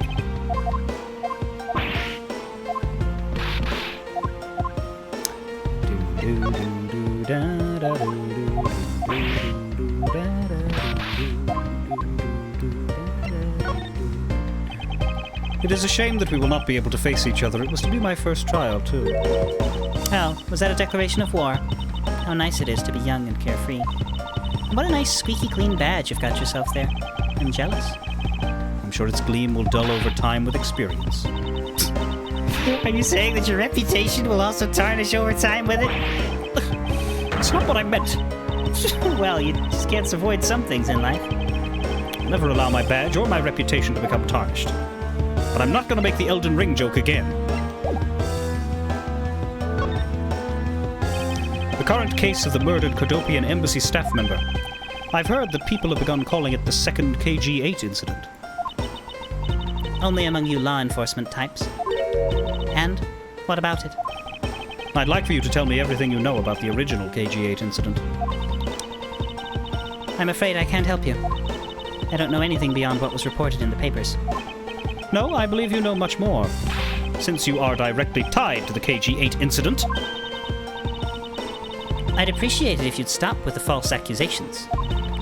Baseless outbursts are useless both inside and outside the courtroom, don't you know? I do, but I also know that I do have a leg to stand on here. Think you can stop making that ultra-serious face in front of me? Oh, if you could please stop laughing for just 1 second! I'm not going to make any headway like this. I'm just going to have to show her. Exactly how related to the KG-8 incident she is.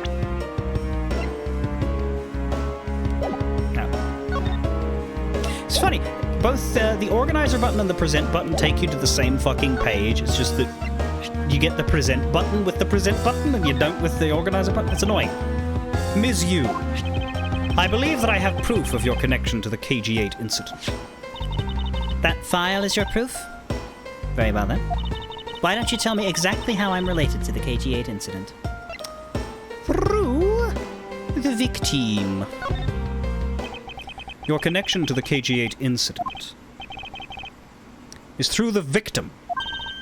Ah. The victim's name is CCU. You will note that she has the same last name as you. Can you really still tell me with a straight face that you are not related to this case?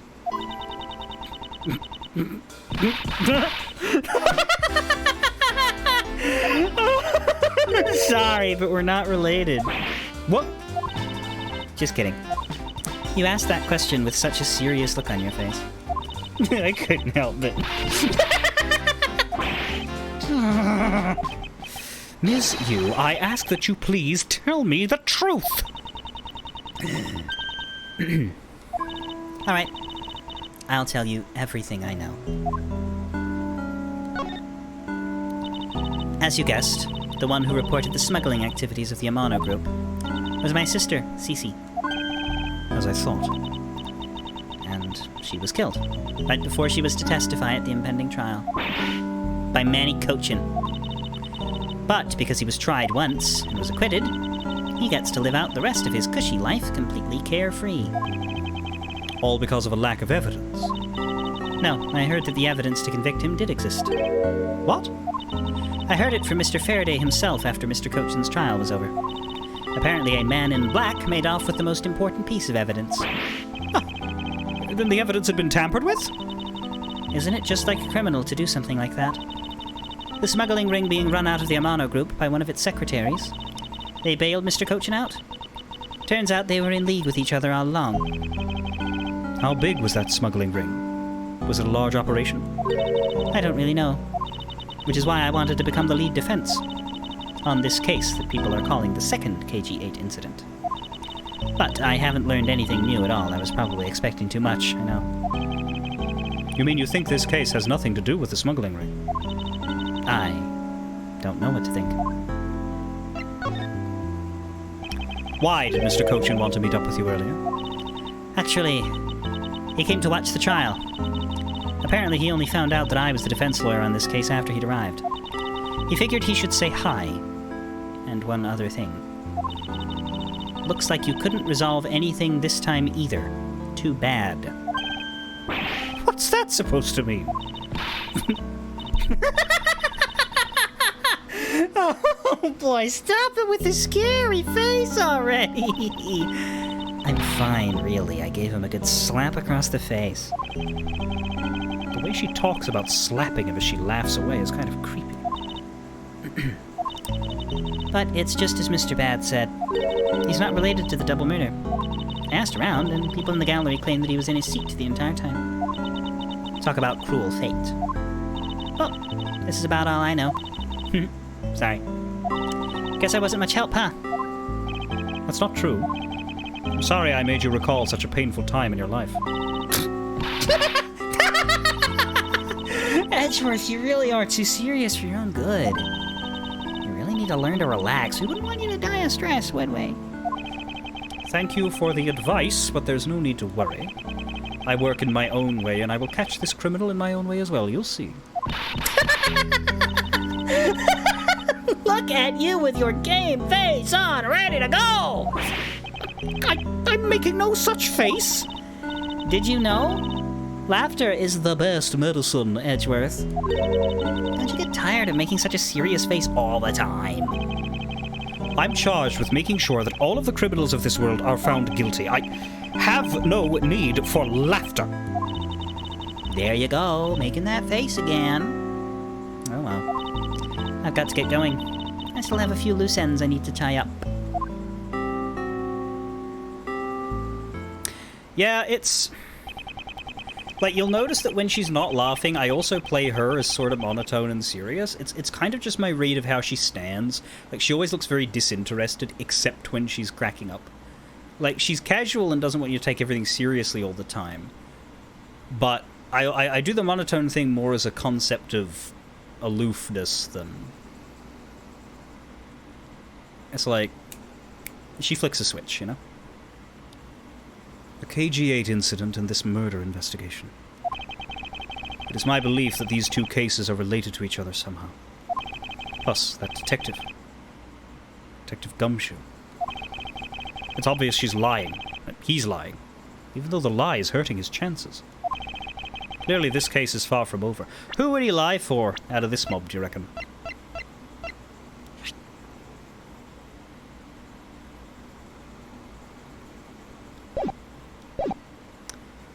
This case is far from over. But whether or not that detective is the murderer can only be determined once I've completed my perfect investigation. Mr. Von Karma, I swear to uphold your honorable name, or my name isn't Miles Edgeworth! But I'll do what must be done to capture the wicked ones who have demanded of me.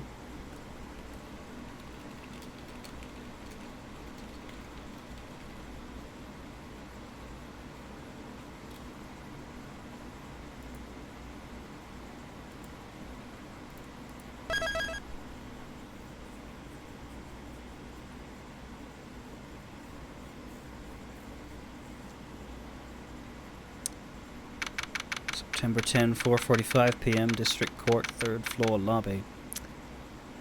Just see Gumshoe's fist just off the side. Anyway, we've got the save. I'll put the save states in just to be extra sure. That'll do. That's it for this week. I've decided I wasn't going to stream tomorrow. It was a good time to take a day off. I've been thinking past few weeks I'd like to take a day off at some point. Generally don't take Sundays off because they're the longer streams, so I prefer to let that one stay, but because we're officially now between content, I usually, whenever I'm changing from one thing to another, I always think that's the best time to just skip a week on a certain day, because you don't break anything's flow. But yeah, next week I will decide whether we're gonna do more Ace Attorney and finish that by combining the whole weekend for it, or whether I'm gonna put something else. But that's it. Don't forget to check out Turnabout and Ace Attorney Musical if you weren't around in my community back when I did that, but have been enjoying the Ace Attorney streams. If you wanted to hear me singing as Edgeworth and a whole bunch of other talented people. But anyway, fare thee well. I will be back on Tuesday for more Baldur's Gate.